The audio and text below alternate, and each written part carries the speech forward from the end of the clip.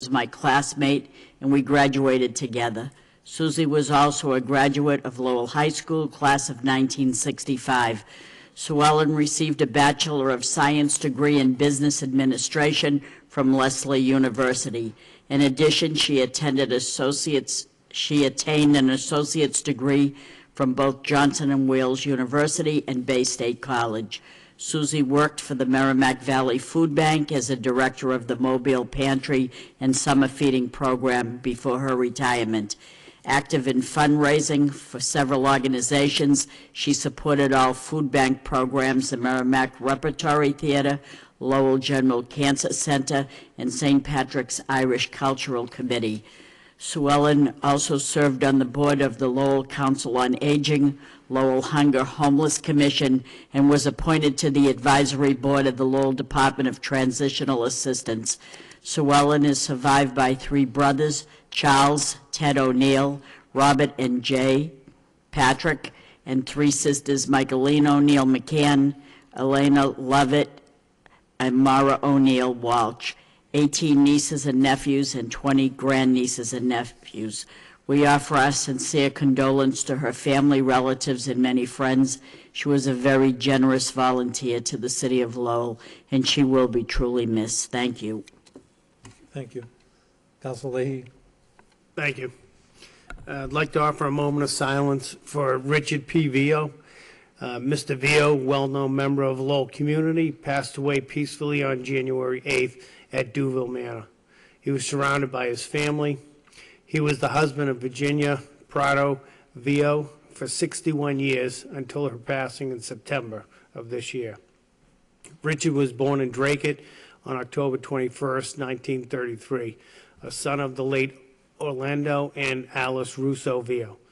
He was educated at the St. Louis de France Grammar School, Lowell High School, and Northeastern University. Mr. Vio is a veteran of the United States Army. Mr. Vio is the owner and operator of family plumbing business, OPVO Plumbing. He ran the company until his retirement at age 80. Dick served on numerous boards throughout the city, including Lowell Day Nursery, Franco-American School, Duville Foundation, the Duville Men's Guild, as well as John Dark Credit Union, having been the longest serving chairman of the board. He was also the director in operations, at the Golden Gloves for over 30 years. Dick was a longtime member of Vesper Country Club.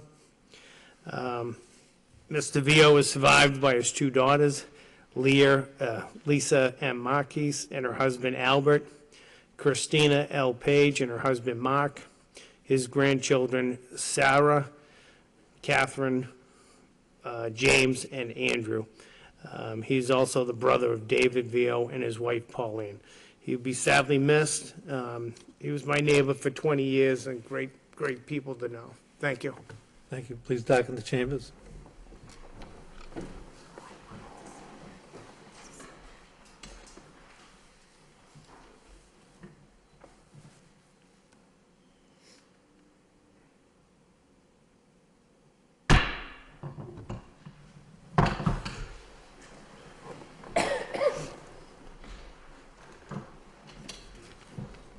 All right, next on the mayor's business, we have Mr. Jay Mason, who's head of our Sustainability Council, to give us an update on the Solarize program for the city of Lowell.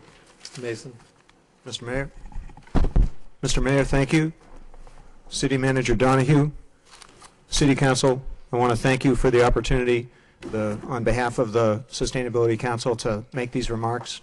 We're very excited about this program, Solarize Lowell. I'd like to tell you a little bit about it. I'm going to do an introduction, and we're going to take just a couple of minutes to run through a short presentation. We very much appreciate your indulging us in this time. We're living in a climate crisis, pure and simple, and it doesn't matter what political persuasion you are involved with. This affects everyone. Solarize Lowell can help. We've got to move to clean energy, and renewables are our best bet to be able to do that. Renewables are advancing. Investments in renewables like solar and wind are currently attracting twice as much investment as coal, oil, natural gas, and nuclear combined. The numbers are quite plain.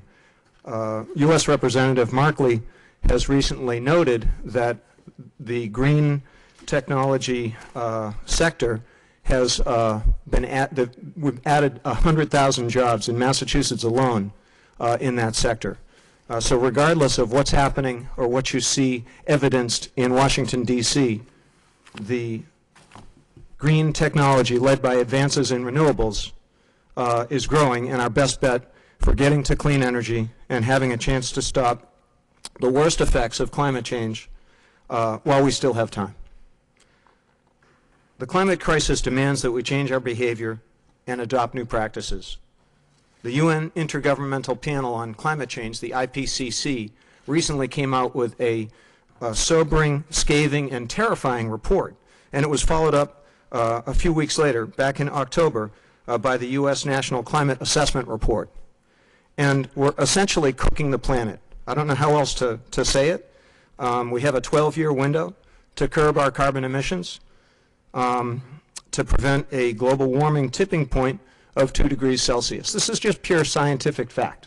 I'm not talking about opinion here.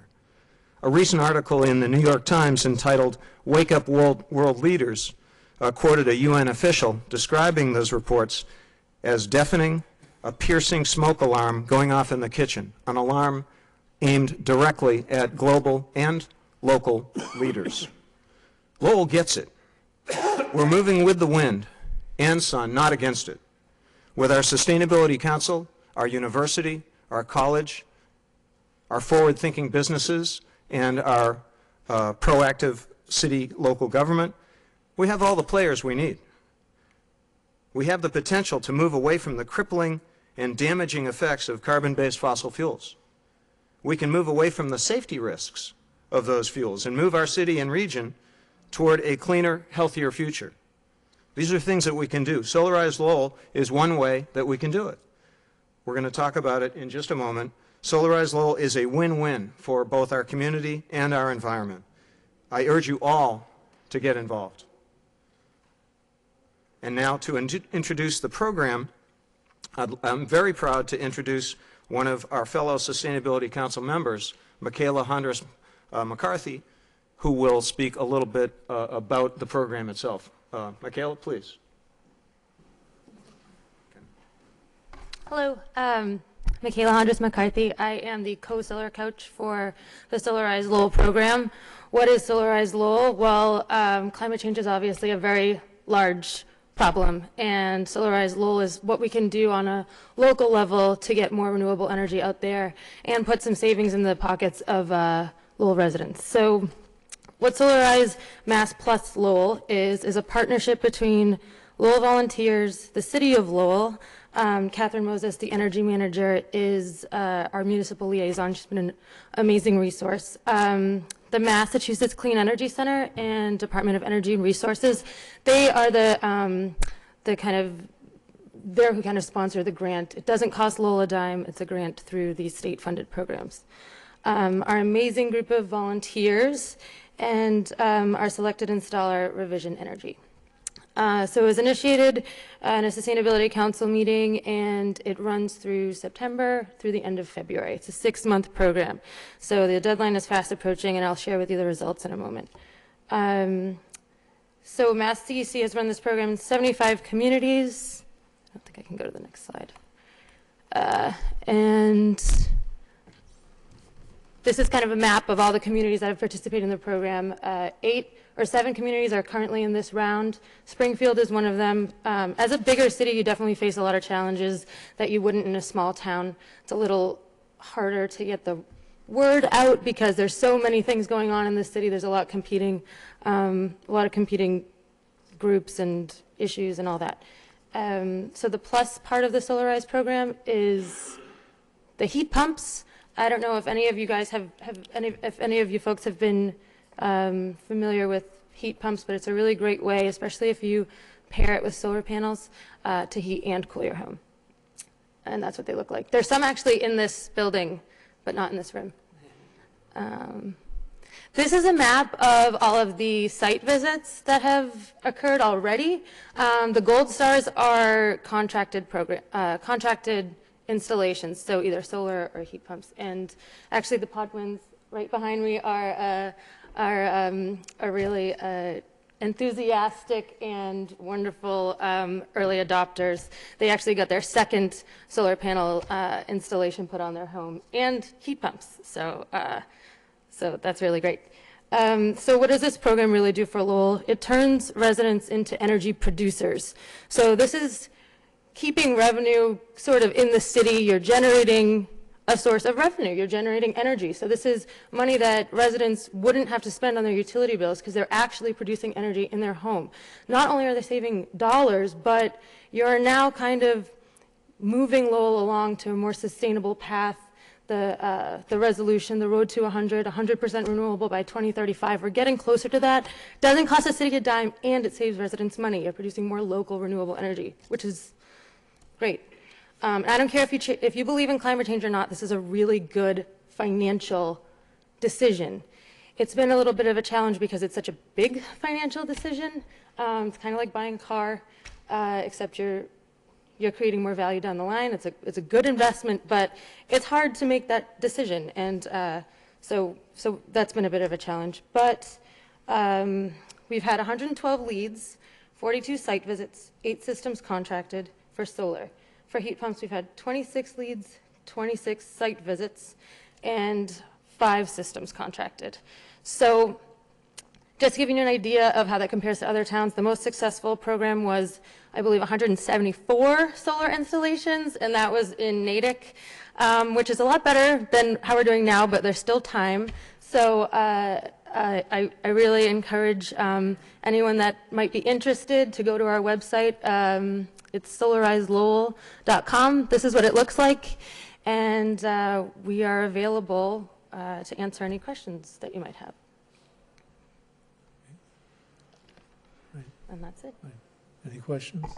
Do you have any type of idea what type of tax incentives people receive, or type of financial support they receive to do this? Yeah, absolutely. So this is sort of a financial breakdown of what a system might cost. There's a 30% federal tax credit, and that's not around forever. That is going to be phased out after 2019, not completely, but now's a really good time to do this. So it's a 30% federal and state solar tax credit that you get. So the payback period in this scenario is just under 4 years, which is great. And part of this program is also we've locked in a rate with revision that's, on average, it's like 20% less than what you would get in just going off on your own. And we do not offer a lease option. We hear that all the time from people. It's kind of built a little bit of distrust between consumers and solar companies, is that leasing option. So under 4 years to own your panels is plenty. You don't really need a lease. This is a purchasing outright scenario. Okay. Thank you. Yes, Councilor Leahy, then Councilor Milonazo. Yep, thank you. No, I just want to say thank you for coming down. I know a lot of people are looking at the website, and I know that you and Jay and your whole group is working very hard, so appreciate you coming down and sharing this again. And, under 4 years, like you said, that's a great program to own your own panels on the house. Yeah. Thank you. Did you sign up for a site assessment?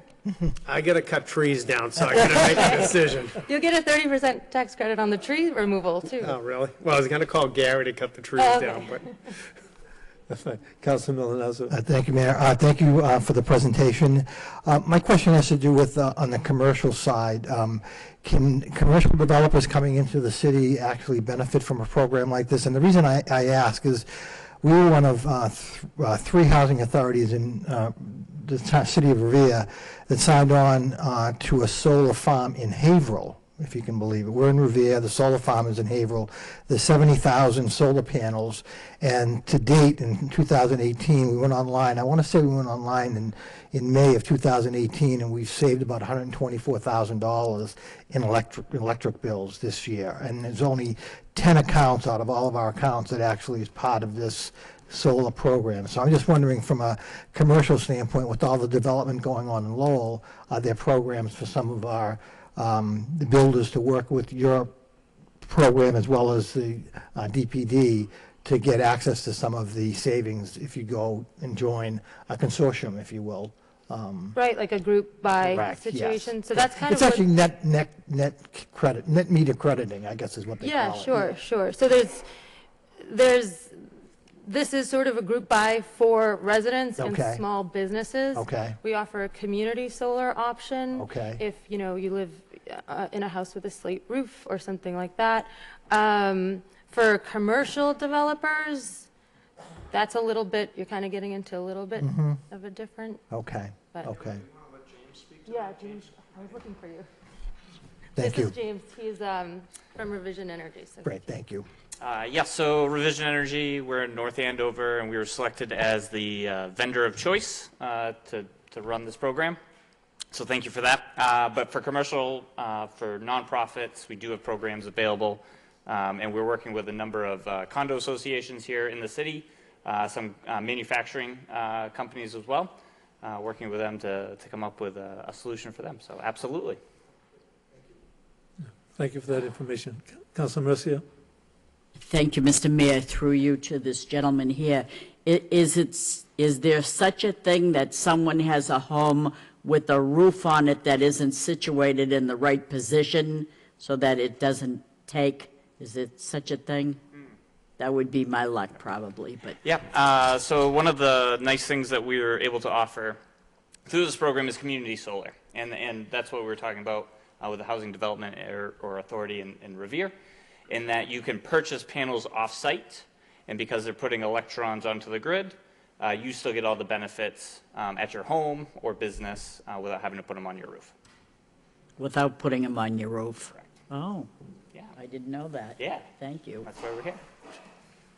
Thank you. We all set? Thank you. Add to that, James? If I could, I just want to make the point that we are aggressively asking for names of folks who would be interested in community solar. If you don't own a home, if you don't have the physical orientation, if you've got a lot of trees like John, although we're going to do something about that, then you can go to community solar. It's like the timeshare of solar. And the more people that we get signed up, the more potential that Revision or anybody else has to do a program like that. So we're very anxious to get people to go to solarizelowell.com, sign up for either an assessment or community solar, and take that next step. Okay. Thank you, Mr. Mason. Thank you. Councilman? Michaela, what's the deadline? You mentioned a deadline is coming for people to apply? Yes, thanks for asking. The deadline is February 28th.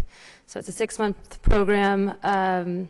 February 28th is the last day to sign up, and the installation will happen after that, but that's the last day. And we will have an event first or second week in February. We'll invite everyone, probably downtown somewhere, to kind of just do the last on the fence, if you're interested, sign-ups. Thank you.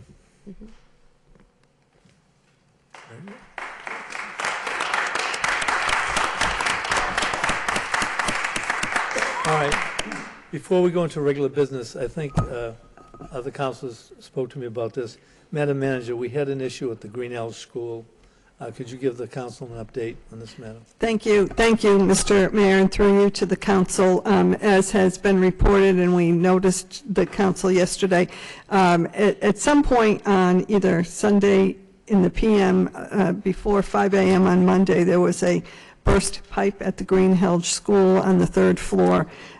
It was determined that the pipe, that there was not a heat issue. In fact, the school was checked on Sunday because of the cold. We're trying to proactively make sure someone's looking in on some of the areas where there's been issues. The heat was on, but apparently a damper froze open, and that let the cold air in to freeze, and this pipe burst. So we inspected the property early yesterday. I can say the school department personnel, our lands and buildings, the engineer, city engineer was there, the superintendent, Kara Keefe, Mullins, and myself. And there was a great deal of work going on, and I just wanted to bring the council up to date. Our building commissioner, Dave Fuller, and our health inspector, Sean Machado, were there today, and with the council's permission, I'd like to have them report. School did open today. A tremendous amount of work was done yesterday, and so that they can address the conditions and what they found on their inspection. Sean Machado and I went over to the school today at about 8:30. I was approached, as was Sean, expecting the worst, but when we got over there, I can't say enough about the custodial people. That there was no water on the floor, there was no pooling. They had removed some of the damaged ceiling tiles. They had a whole pallet of tiles on the loading dock ready for installation today. There was only one instance in room 106, which is in the basement, where they had, the teachers went in there today and they were moving items on a shelving system where the water had collected and hadn't fallen to the floor. So they had that all cleaned up by the time we got there, which was probably around 8:40 or so. And to the best of my knowledge, they were drying out tiles in the cafeteria, and we'll follow up with another inspection, but they did a very good job of cleaning up, and they're to be commended. Sean had some follow-up with the personnel at the school, so I'll let him speak to that. Hello. There was some concerns with the billboards in some of the rooms. There was some black stain. Those need to be removed. They have a ton of work to do there, but they're getting close. I think that was the only issue. They would like me to do another inspection tomorrow morning. They were complaining about the smell this afternoon, so I'll be back there tomorrow a.m. just to do an inspection, and I'll follow up with you, Mr. City Manager. If I can add one more thing, the damage was contained to the ceiling and obviously came through the ceiling tiles. There appeared to be no breach of moisture behind the walls to impact the wiring. So I'm fairly confident that we don't have any issues there. It was just basic staining on the walls, and that can be easily corrected without too much expense. Councilor Elliott? Thank you for the report. I think it's good to know we all receive concerns, complaints. So just fast forward, I mean, or maybe looking back, we had an issue with the library and other locations during a very cold snap last year, only in January. Was this, again, in one of these remote areas in the school? And I'm thinking, okay, can the custodians or, lands and buildings, is it possible to identify any potential areas that may experience something, like this in the future? So, good point. There've been a few systems in the city, the schools, that we've been working on in terms of heat, and that's why we've had people monitoring even over the weekends, especially in the cold snap. And that happened in this school where on Sunday afternoon it was inspected, everything was fine, and so the broken pipe, there wasn't any way of knowing ahead of time that this vent was going to freeze open.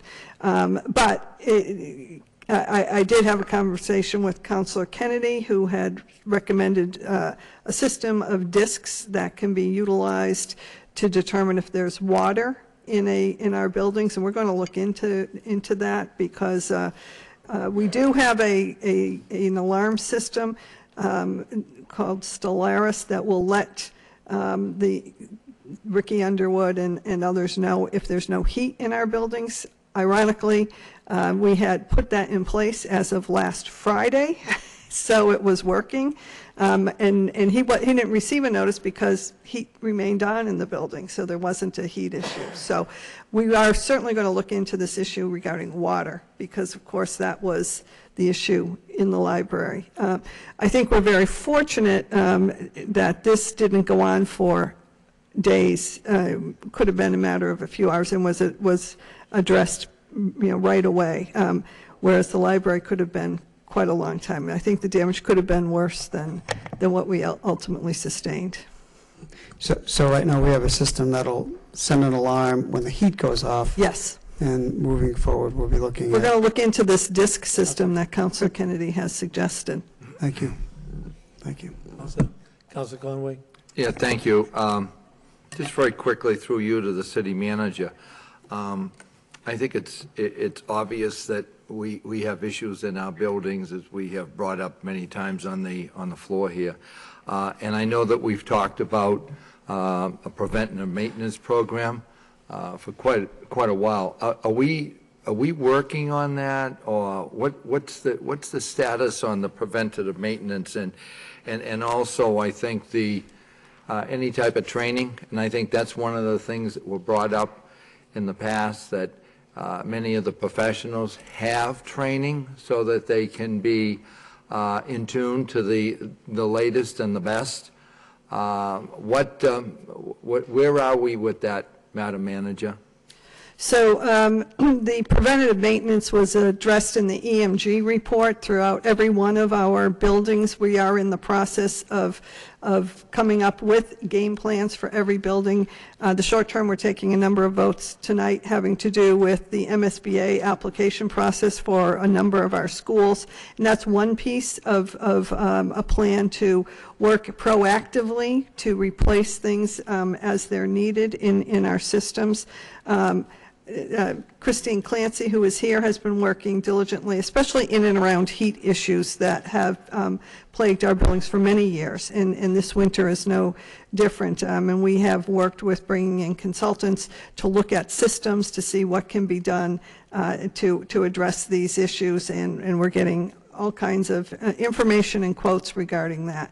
On a longer term, we're also going to take a look at how can we deal with the preventative maintenance. As you know, there's costs involved, and so it seems that for many years we are reactive to fixing things once they're broken, and so hopefully starting looking at that information we had in the EMG report and taking steps like the MSBA application process that we're initiating tonight is one way of addressing some of these much needed issues of systems that are failing in our buildings. I appreciate that. I think that many of the buildings obviously have not been there hasn't been monies and time and effort, energy invested in those schools and other municipal buildings. And I think, especially in a difficult financial time, it's very difficult to take monies that it's very, very hard to find. But I think in the long run, we're obviously going to be saving money if we do invest that. Thank you. Any further questions? One question from the podium. You talked about, or alluded to, the issue of mold. Do we have to be concerned at this point? Because that's the common question that arises after a situation like that. No, we shouldn't be concerned at this point. All the water is picked up, so the mold can't grow. So I just think getting the billboards out of those classrooms would be the move, but it's not a concern. So those issues, you're addressing those issues that could Yes, I'll be create doing a that re-inspection tomorrow. problem. Okay. Madam Manager? I just wanted to point out that our DPW was on site, as I said, all day into the evening yesterday, and removed a tremendous amount of both, any materials that had been wet in sheetrock and the like. They brought truckloads out. So those things were removed almost immediately in the water taken up. And as I said, fortunately, it hadn't gone on for days or sat and pooled. And also in the classrooms that I inspected, there was baseboard that the sheetrock in the walls had not been damaged in terms of water. So we were lucky. The water didn't rise very, very high. But I concur with the comments that much credit should be given to the school department personnel, to the custodial staff, and to our lands and buildings who were there working to clean up this matter and did it in very remarkable time. Thank you. Madam Manager, thank you for the report. We go to accepting of the minutes of the meeting. First, the minutes of the Transportation Subcommittee of January 7th, City Council special meeting of January 8th, City Council meeting of January 8th for acceptance. I need a motion to accept the place on file. Move to approve. By Councilor Conway, second by Councilor Elliott. Thank you. We now have communications from the City Manager. The first one, motion response to violence in the city. Mr. Conway? That was your motion. Yeah, thank you, Mr. Mayor, and I want to thank Madam Manager and also Superintendent of Police Kelly Richardson for putting this report together. And I think that there was obviously some issues that took place a number of months ago over in Centerville, which I think kind of sparked this motion. So I think it's, as we all know, it's extremely important to have a safe city, and I think that certainly drives so many different components in it. You know, it helps with the economic development and so many other things, and the safety of the people, and also attracting business and individuals to our city. The safety improvements, I think, was extremely important. When we're talking about an additional officer to the gang unit, this I think is extremely helpful, because, you know, going back a number of years ago, gangs were in their teens, and I think that over the last couple decades, it certainly has changed, and now we have individuals in their 20s and 30s and so forth. So when we have an additional officer that is going to the gang unit, I think that's a great idea. And also, it's my understanding in that report, it was great to see a second officer that's going to be added to the unit, I believe, at the end of this month or during this month. Also, I think what came up was additional cameras that would be in the hot spots and also areas of known gang activities. Once again, all these components working together, I think, can make the city a much safer place. I thought was fascinating is when the police chief mentioned the different partnerships, and I wonder if through you, Madam Superintendent, if we, excuse me, Madam Manager, we can make you superintendent too. I'm okay being the manager, thank you. If the police chief could come up and talk about the partnerships, which I think is extremely important. Thank you. You know what? The officers deserve a lot of credit. The officers in the gang unit. I know we had a spate of violence when I first took this job over, and I was committed to answering those. As I said, the gunshots will not go unanswered. And the officers have stepped up, and I have, like you said, provided them with other people. But I think that we all realize how important the reactive part is, but the proactive part is even more important. And I think that if we can build relationships, which we've already tried to do over at Lowell Community Health with the young people of the city, and also with the Lowell Boys and Girls Club, we are going to run a police athletic league to open up opportunities to meet more of the kids in the city. We met with Joe Hungler and Juan Carlos, and had a conversation about it. We are going to recommit an officer back to the Boys Club within the next week or so.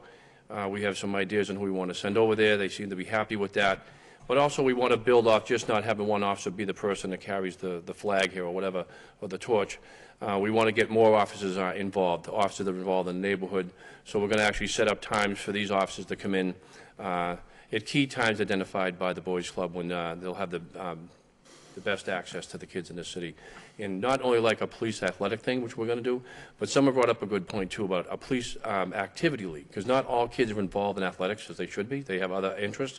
So there are officers that are in that work for us now that have different skills that, you know, one might be a DJ, one might have skills in some other part of his life that some kids are in, that would be interested in. Because we have to be able to open up those channels of communication, and these kids might not all be football players or wrestlers or whatever. So we have to find out what their interests are and how we can bridge that gap between us and them and make sure that they know that we're there for them. And, you know, we're not the enemy, and that we're here to help them. And if they need someone to talk to, and it's, you know, we'll be there for them, just not the people in the school, but also the police. Thank you, Chief. I really appreciate the changes that have taken place, the additions. When you launched that the youth program and talk about the activities, I wonder if you could bring that forward once again when we talked about partnerships.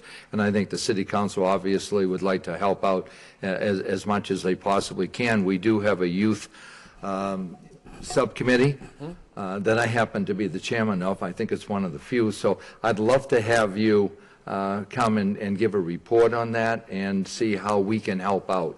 Yeah, no, I appreciate that. As I actually had conversations today, there's other people in the city that are very interested in helping out. You know, Terry McCarthy being one of them. So the people over at the Doughboys Wrestling Club, they're willing to do their part. The West End Gym we have a partnership with. But I think us all working together and being proactive instead of reactive should help. Thank you, Chief. Thank you, Manager. Councilor Noon, then Councilor Leahy, then Councilor Mercia. Thank you, Mayor. Chief, you mentioned that the gang unit meet bi-weekly and there's a partnership. Could you list some of those partnerships, and when you meeting, sharing information, who are the individuals that that we share information of? Well, this is more the reactive part. Obviously, we've identified, as you saw in the report, our top 25 impact players in the city. We feel that many of them are responsible for a lot of the violence that happened between August and the end of the year here. Their names come up in conversations. We discuss what their probation restrictions are with their probation officer.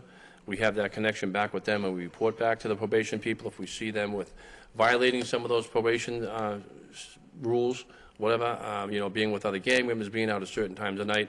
And we use that as a tool. We also you know, I've sat down with Greg Croto over at UTEC, and we built a relationship. I've had the gang unit go over, because there's a few new members now, and we're thinking even adding on to that more, and to build that relationship with UTEC, so when something does happen or if something's about to happen, that communication can go back and forth, and we can get in front of it instead of being behind it. And, so some of those individual that's on probation and condition of the court, the condition of the court, some of the condition of the court require them to join UTEC and other youth organization, so you know that... That's a good question. I don't have the answer for that, but that's something I can talk to the sergeant in charge of the gang unit about. I don't believe so, but you know, it probably wouldn't be a bad idea. I know that UTEC reaches out as soon as someone's arrested, and they try to intervene and get them onto the right track. They've been doing it for years. I think they've been successful, but there's still a group of individuals out there, a little bit older than our high school kids, that just don't get it, and this is how they decide to live. So we need to address them in other ways, you know, whether it's to go by and visit them and say hello in our community policing fashion way. And but you know, we're out there, and we're, you know, hitting many different points of what they're up to. I do like very much your idea or the thought of those involved to have the league that you mentioned. That's way to proactively getting kids off the street and involved in activities. And you mentioned Boys and Girl Club. I know that last year you had involved with a number of basketball players in the Clemente Park. You plan to continue that and maybe building on that as well? Oh, absolutely. Any opportunity we get to interact with the youth of the city, I think we need to take advantage of that, and keep the channel, like I said earlier, the channel of communications open, and let them know that, you know, we're there. You know, they don't have to listen to the other gang kids. If they have a problem, they can come and see us. And they have that face-to-face contact with the kids in the city is very important. You know, I don't want to go back, and I know this is going to be a long meeting for you, but you know, go back to the Enterprise Bank issue. That was really what sparked it for me, realizing that we need to get to know these people a little bit better.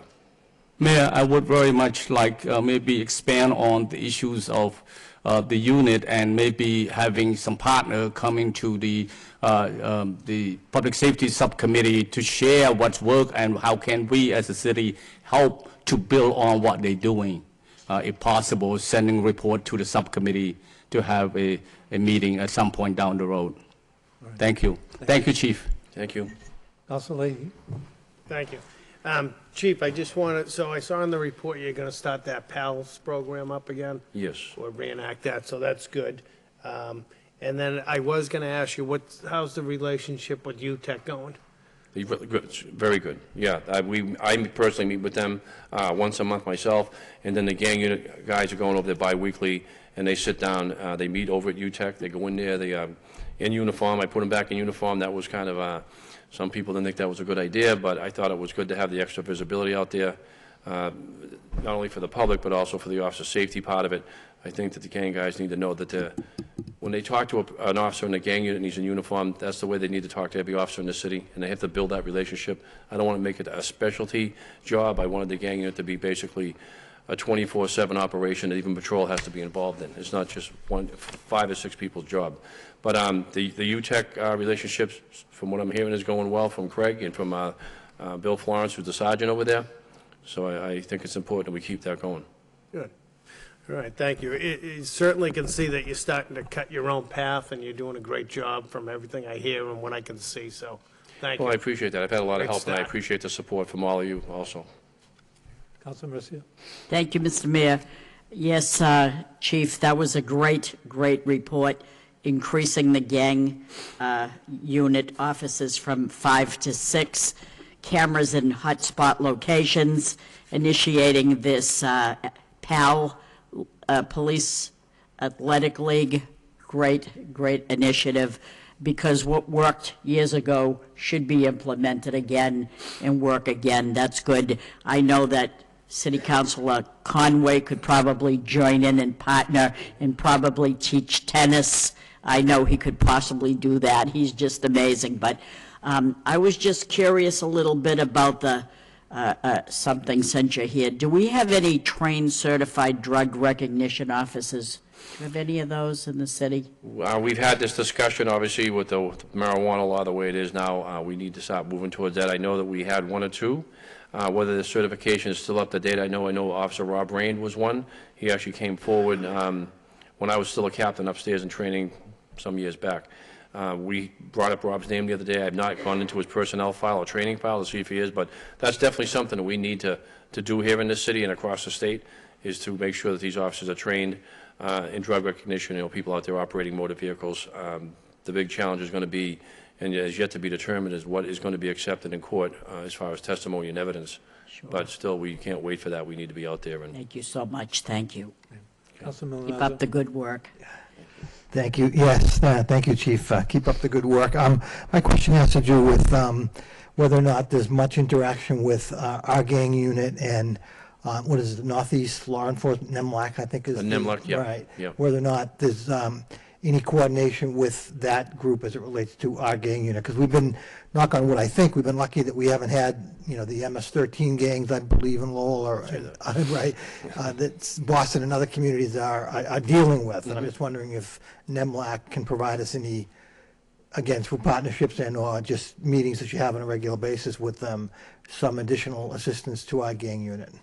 Yes, well, obviously, yeah, I've been very fortunate to have some of my predecessors Right. build a lot of good relationships over the years, even before I got here. And one, obviously, being NEMLAC. The second would be the Massachusetts State Police, who, ironically, I did have lunch with probably about a month ago with Dermot Quinn, which most of you know, who's a lieutenant colonel, and then Barry O'Brien, who actually just retired. I saw the colonel today at an event, and she actually was great. Whatever you guys need up there, let us know. So the conversation that went between Dermot, myself, and Colonel O'Brien was that basically if you want any time the state troopers to come up there, their gang unit to come up and work with us, they're willing to do that. They spend a lot of time down in Lawrence right now. So that's definitely something that is the weather. We progress towards warmer weather that will definitely bring them in and build that relationship with them. Again, just getting out of the holidays, we just went through a reorganization. So I'm trying to get this ship moving, basically. So, okay. But that's definitely something in the back of our heads. Thank you. Thank you, Mayor. Thank you. Further? No, thank you, Chief. I'm on the board of UTEC, and you certainly do a great working relationship with them. So continue that Councilor Elliott. Chief, good report. Question, so the gang units of today are different than the gangs, not the gang unit, the gangs today are different than the gangs in the 80s. It was about turf, it was about, a lot of other things, but it seems that, I believe it was at a Centerville meeting, it was a town meeting that you had, and you spoke about, they're more involved in or interested in and focused on drugs.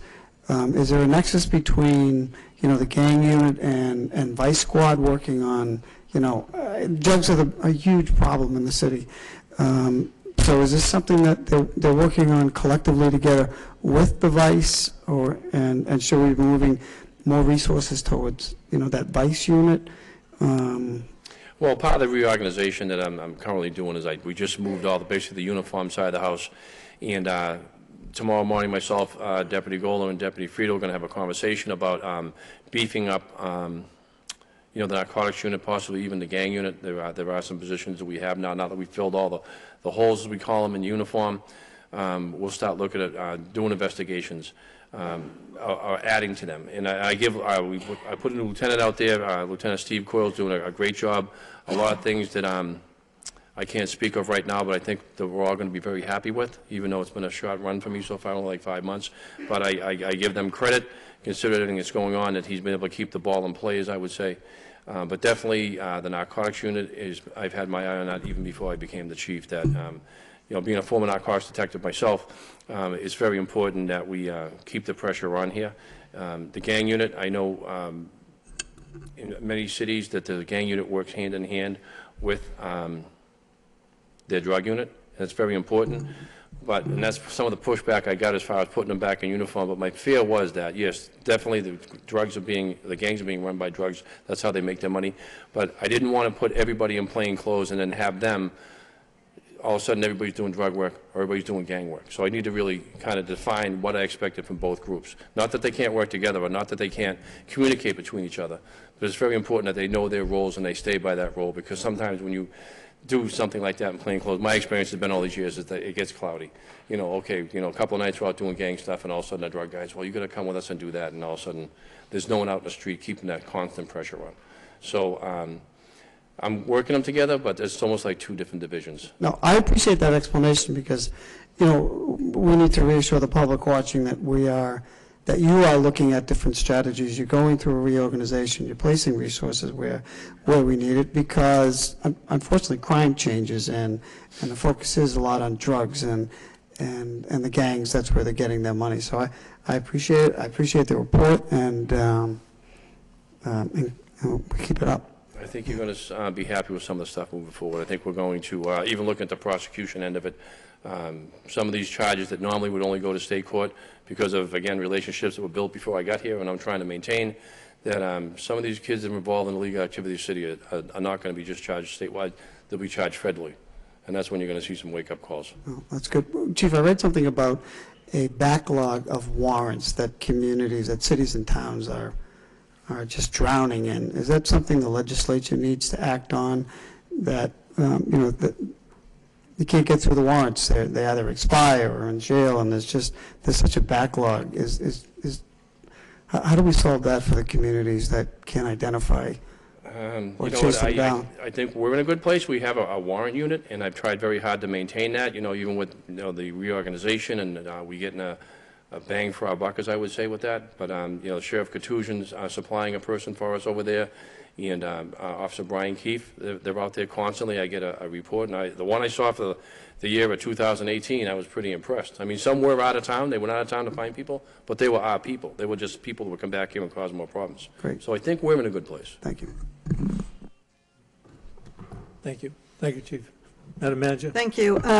Thank you, Chief, for the report. And I did want to say that in addition to all of that's been discussed here tonight, you really are implementing community policing, which was talked about when you interviewed. And I just will share this quick story that someone who was concerned about activities in and around Middlesex Street and down in that area had met with and heard from the police, and the police you've put on the beat, and was having lunch at a hot dog establishment. We all know which one down in that area. And one of your patrol officers came through and said hello to everybody, asked if everything was going well, and then went back out the door, and everybody sat and said, "What was that about?" Was something going on. They were very pleased, though, that the patrol, the officer who was on foot patrol made the effort to come in and talk to people and say hello, and it really is the essence of community policing. So I just wanted to share that story. After the initial surprise, they were all very happy that the police were on the scene. So. Well, I appreciate that, but it comes down to the people. I'm very fortunate. I have great people working for me, but thank you very much. Thank you.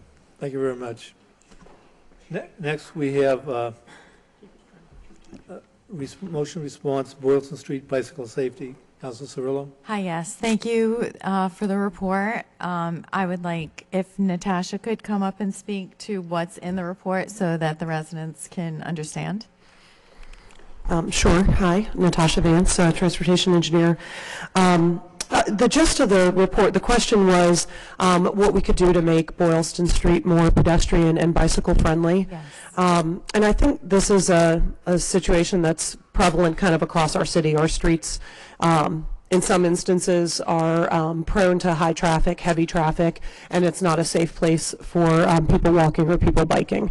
One of the best solutions is a road diet or traffic calming, which essentially narrows the lanes, provides either a shared use path or a multi-use path for pedestrians and bicyclists, and usually has some sort of separation or barrier to make people who are walking or biking feel physically safer, and they actually are physically safer because they're physically separated from cars. We've discussed numerous times about bicycle master planning. I think there are a number of places in the city where this could be implemented, but we have to decide beforehand if it's the right place to implement it in terms of having a good logical bicycle infrastructure in the city, and having our bike lanes go from places where people are to where they need to go. Right. I saw that and if we could look into this, there's a 2018 statewide bicycle transportation plan that's in the works. It's a draft. And I was thinking that this could be something that we could work in conjunction with when building our bicycle master plan. And also I see that the City of Lowell received funding from Uber and Lyft that we're going to use towards bicycle planning. And I also wanted to thank you for starting the application process for the Mass Trails Grant. So I think that this is all starting to be wonderful for the people who are in our biking community. So thank you for this report. It's good, and I look forward to continuing our efforts to help our biking community. So thank you. You're welcome.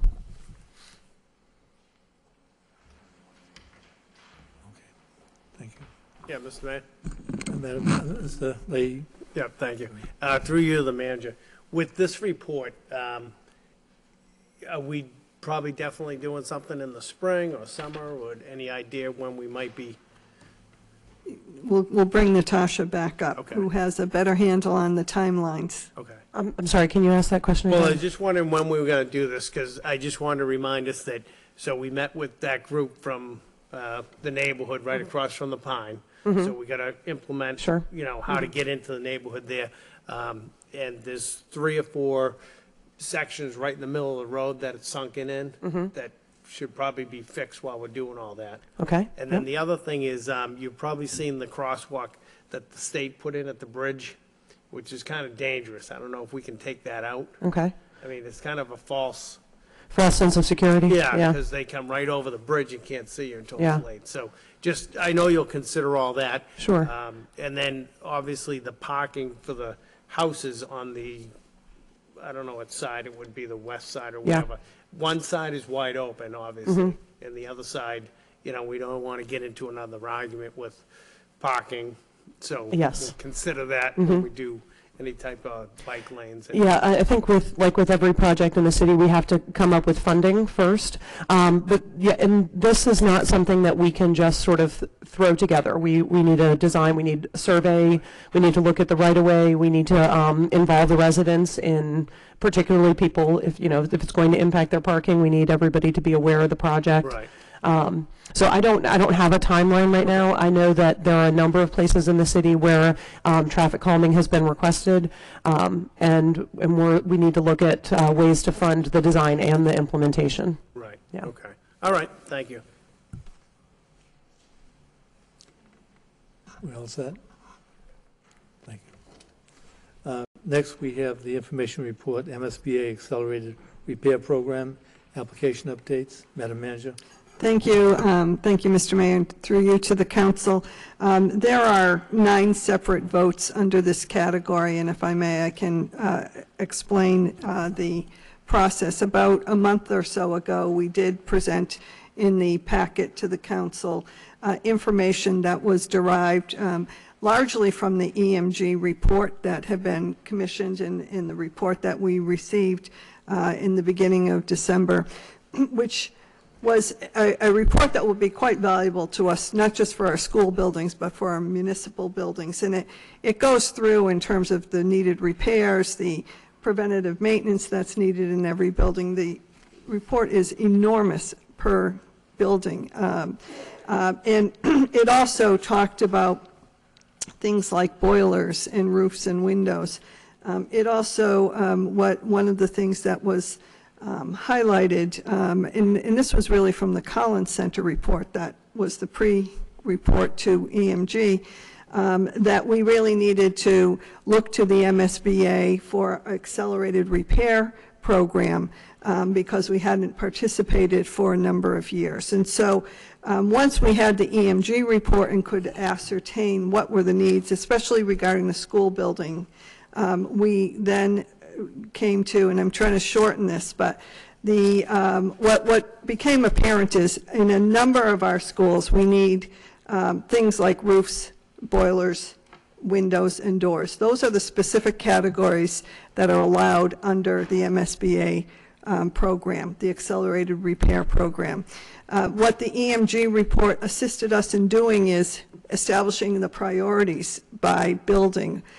It also gave us the age of each structure because in order to apply, one of the requirements is if you're applying for a boiler, it has to be 20 years or more in terms of age. A roof is 20 years for a roof or older, and windows or doors are 30 years or older. So that information and much more was in the EMG report. It became, as I said, apparent that a number of our schools, and all of those that are eligible this round, are on the application here tonight. The MSBA Accelerated Repair Program operates as follows. They open invitations to apply for the program, and that invitation period opened on January 4th. It's an annual application program. And the application period closes on February 15th. And so it's a short window to get these applications prepared and filed with the MSBA. In order to file, we need a vote from both the City Council and the School Committee to proceed into the MSBA Accelerated Repair Program. And so we have 9 votes on tonight, and as I said, these 9 projects are those that are eligible based on age of the application. And we also, the school committee will take these votes up tomorrow night.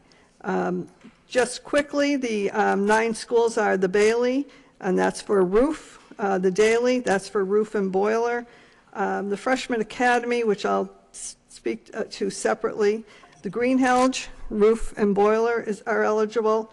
The Lincoln School is the roof. The McAuliffe, roof and boiler. Pawtucket Memorial, roof. The Rogers, roof. And the Sullivan School, roof and boiler. Boilers, that's plural. We are, as I said, this is an aggressive schedule because we haven't applied for several rounds. And you are not limited to, under the MSBA program, for only 1 or 2 applications. There is no limit to the number of applications that you can apply for. In fact, when we were down at the MSBA back in the spring, under the ARP, the Accelerated Repair Program, there were a few districts that got multiple approvals for applications. And so, but you can apply again if it doesn't get approved. And so based on the needs, we laid out, as I said, an aggressive schedule for this first round. And then we have, and this was in your packet back in December, each year we have another planned program application. We have many, many needs in the district. If we are chosen, if the program, if the application is approved, would be entitled to 80% reimbursement. And so this is a tremendous benefit for the city to actually get these repairs that are much, much needed in our schools. We have repairs that are needed in our municipal buildings. Unfortunately, there's no such program for the municipal buildings. But what this also enables us to do, and I'll turn this over to Connor Baldwin, the CFO, is matching this up with our capital plan. So if you want to speak to the planning process, Connor. Thank you, Madam Manager. One of the things that we're going to try to do is run this concurrent with the capital planning process. So it may be that this is a somewhat of a separate component of the capital plan, but we would present funding for the MSBA projects at the same time that the City Council votes on the budget, so in the spring. And we would create the loan order as such. It will likely need to be separate from the general capital plan loan order because there's specific language that the MSBA requires to be in funding votes. We would have that at the same time with the budget for the MSBA project so that we can authorize the funding for design, feasibility for design and schematic design, as well as for construction, and continue to roll that forward so that the funding will always be in place for the time when the MSBA hopefully approves these projects. And just to give the council a sense of the scope, there's about $12 million worth of projects contemplated in the 9 applications that are before you this evening. If the city were to be successful in all of those 9 projects funding through the MSBA Accelerated Repair Program, the city's share of those projects is approximately $2.4 million. So that number gets much smaller as we use the MSBA as a partner. So we will run both programs side by side. We will use the same affordability model that we do when measuring our debt for the capital plan, when contemplating the debt we'll have to take on for capital projects through the MSBA program, but that will, as a brief overview of the process. Thank you. Yes. I did want to just speak briefly to the Freshman Academy. You'll notice on the application, this is an application for the roof and windows of the Freshman Academy. We have had heating challenges with the Freshman Academy. The current configuration, though, for, and this makes it, we will work on this with the DESE as well as MSBA, but DESE considers the Freshman Academy part of Lowell High School. And since we are in the core program in replacing all of the heating systems for Lowell High School, technically the Freshman Academy would not be considered eligible because we're already in a program. However, after the high school is finished, the Freshman Academy will be a standalone school. And so we are going to work with both DESE and MSBA about this. Currently, the Freshman Academy's heating system is controlled by a steam plant that controls both the 1922 building and the Freshman Academy. So obviously those systems will not be joined once the high school system has been replaced. So we want to expedite and try and be eligible as a standalone school, even though currently it's part of Lowell High School. It won't be down the road, but it will be a classroom school according to the superintendent. So I just wanted to explain that. Some may question, why aren't we looking for a boiler? We will be, but right now, technically, it's not eligible. Councilor Mercier, then Councilor Thank you, Conway. Mr. Mayor. I was very pleased to see that this was on the agenda because this is an aggressive request of MSBA, which should have been done many years ago over the years. And so I'm so happy that we're finally doing that. And I know that we're going to take a vote But does it have to be 9 separate votes, or could we combine them all? We can bundle them. All right, so I would like to bundle them all if we could. But that's a great, I'm so happy to see that. Thank you. Councilor Conway? Thank you, Mr. Mayor. That was my recommendation to bundle them. Thank you. Actually, do you want to take, Councilor Elliott? Thank you for the explanation, Madam Manager. I'm going to support these. I think it makes sense. We've seen a lot of these items in the capital plan. And what we're looking to do is replace systems that are now 30-plus year old. I went through them, the schools. We're talking ventilation, windows, energy systems, boilers, furnaces, all the things that we're dealing with that are breaking down. It's a lot of money even. I know 2.4 million is our share. It's a lot of money, but we need money. We need help. I think it's good that you identified this and bringing this program forward, because in the long run, we are saving millions, and we have to provide an environment for the kids in our schools. The schools are falling apart. So I'm going to support this, and we'll keep our fingers crossed that we're going to get 80 cents back on the dollar to make improvements that have been neglected, because we really, quite frankly, we didn't have the money. So I appreciate this, and I plan on supporting it. Okay. We have, yes, Councilor Leahy. Just a quick question through you to the manager. Can you just, I was just interested in the details, so hopefully we're successful. Yep. Can you just find out for us what, so say we get a roof, and it's 20-year payback, I guess. Can you just find out what the guarantee is on it? Like, is it covered for the first 5 years from the builder or the contractor or whatever? And We can get you that information, but it would have to come with the standard, industry guarantee yeah, on so a I'm roof. just curious Right. what that is, if it's 5 or 10 years, if they come back and check them for us or whatever, and then where it Yeah, goes. this process, and we can get you those details, Counselor, this process is different than the core program insofar as it's a much shorter timetable to getting these things done and the approved contractors, but we'll get you that information as far as the warranties. Okay, thank you. Okay. In regard to the communications from the city manager, I need a motion to accept and place on file by Councilor Conway, second by Councilor Milonazo. Next, we have 4.3, communication, reappoint Richard Lockhart to Historic We Board. need a vote. Oh, I'm sorry, roll call. I apologize. No, I need a roll call. Not for the motion to accept the file. We haven't gotten to the votes. We're just keeping the order. Well, okay, we have, so finish. Communication, reappoint Richard Lockhart to Historic Board. I need a motion to adopt by Councilor Kennedy, second by Councilor Mercia. Roll call. Councilor Milonazo. Yes. Councilor Newman. Yes. Mayor Samaras. Yes. Councilor Cirillo. Yes. Councilor Conway. Yes. Councilor Elliott. Yes. Councilor Kennedy. Yes. Councilor Leahy. Yes. Councilor Mercia. Yes. 9 yeas. Next, we have communication from the city manager, request out-of-state travel for four members of the Lowell Police Department. I need a motion to adopt So moved. by Councilor Noon. Noon, second by Councilor Leahy. Roll call.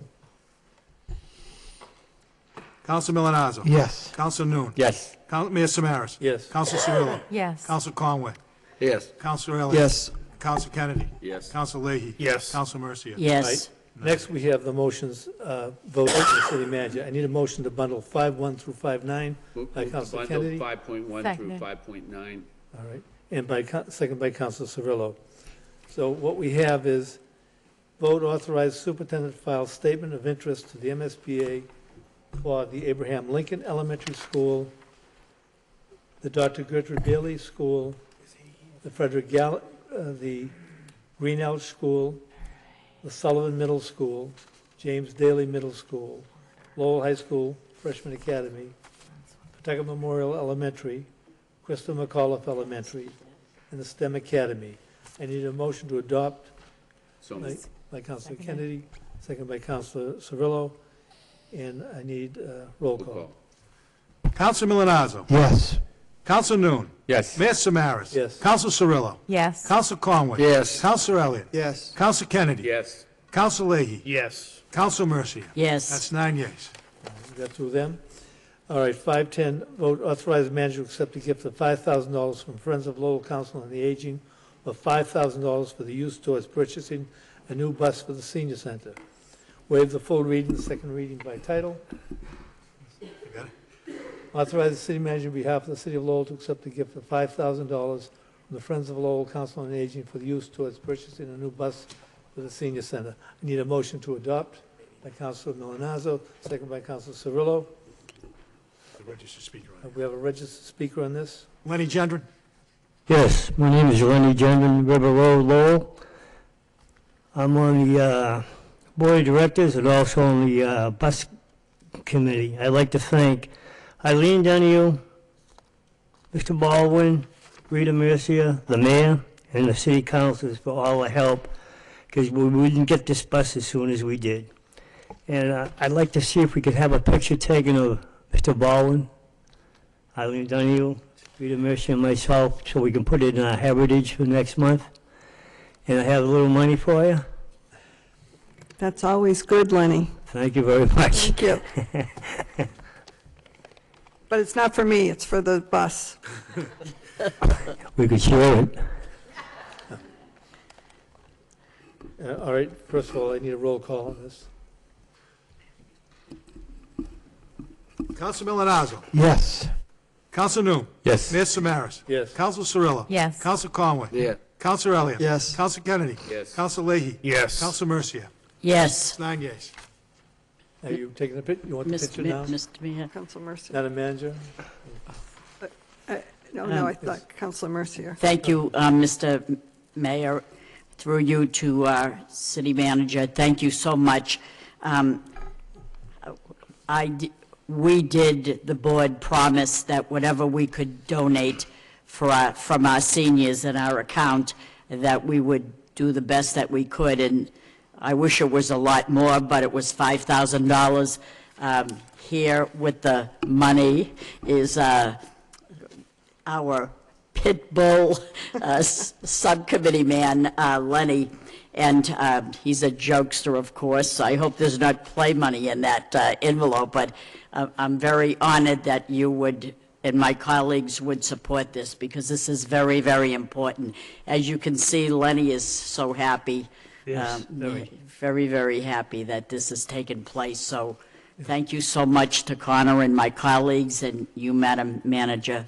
Thank you, Yes, Councilor. I really like to give a thanks to Rita Mercier and Eileen Donahue, City Manager Eileen Donahue, for going out of the way, and especially to Mr. Baldwin as well.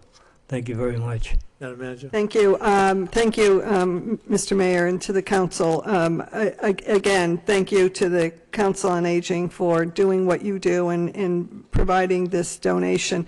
I do want to credit the CFO who went to work and found funds in pockets and here and there that I wouldn't have known where to look. And so I do thank Connor for coming up with a plan. And I did want to let everybody know that this will be out to bid on the 23rd of this month. And so the specs have been completed. I've seen some of the pictures of what we're going out to bid for. I think the seniors will be very, very pleased when this bus comes in, and it's going to be a tremendous improvement over what they've been having to ride around in. I talked to Mr. Baldwin this evening before the council meeting. We touched base on a few things. Everything is looking good so far. Thank you very much again. I'd like to take a picture and give you this Your photo envelope. up, Madam Manager? Mr. Kenny, you want to take a picture for us? James. James? Yeah.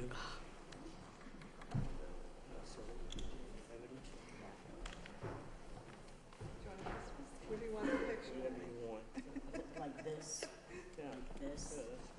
Oh, you have a camera too. It's got a real camera. Let's go over here. Let me give her.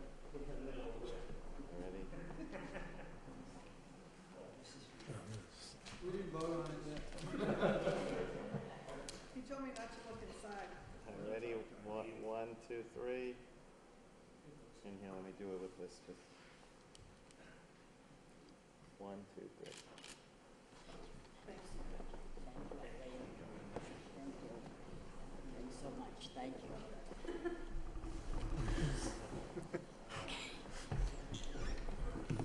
Next, we have the vote authorizing the manager to execute a license agreement with Lowell Telecommunications Corp., 246 Market Street for an overhanging sign. Waive the full reading, second reading by title. Authorize the city manager to enter into a license agreement with the Lowell Telecommunications Corporation to encroach upon the city of Lowell property at 246 Market Street, Lowell, Massachusetts. I need a motion to adopt by Council Cirillo, second by Council Conway. Roll call. Counsel Milonazo. Yes. Counsel Noon. Yes. Mayor Samaras. Yes. Counsel Cirillo. Yes. Counsel Conway. Yes. Counsel Elliott. Yes. Counsel Kennedy. Yes. Counsel Leahy. Yes. Counsel Mercier. Yes.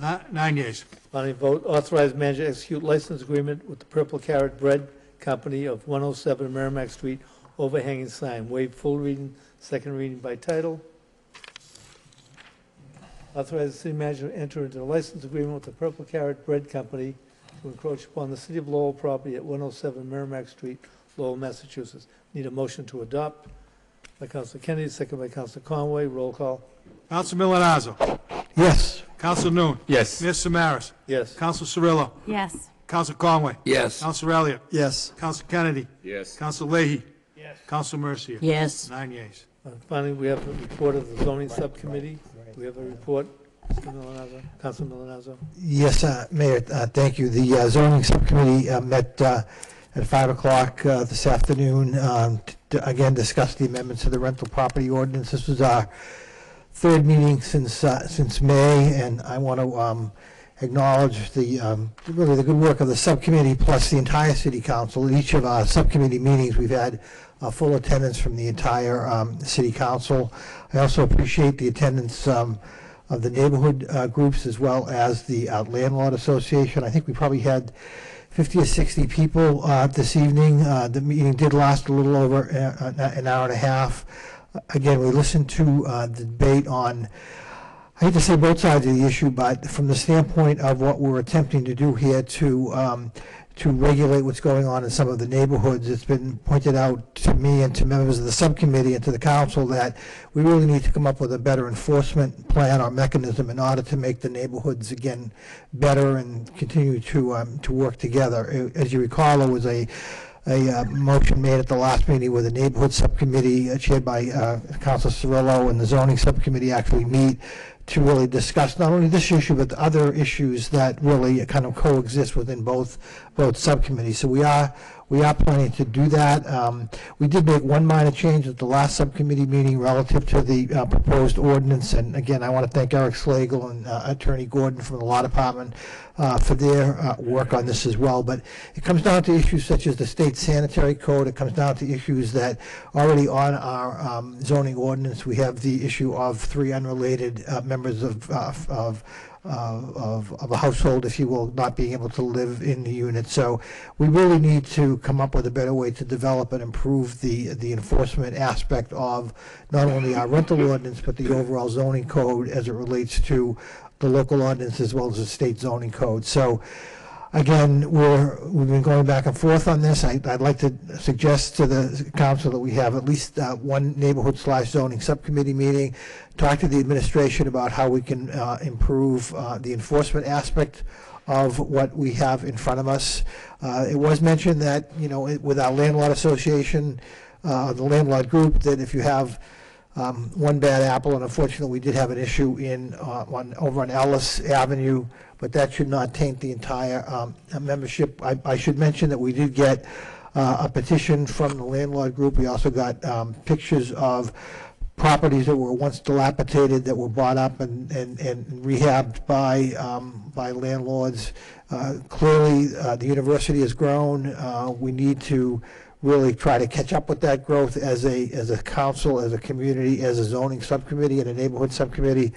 So again, I would certainly encourage my colleagues in the council, especially on the subcommittee, to give their overview as well. But it is by just way of a report of progress that we had a lot of dialogue this evening.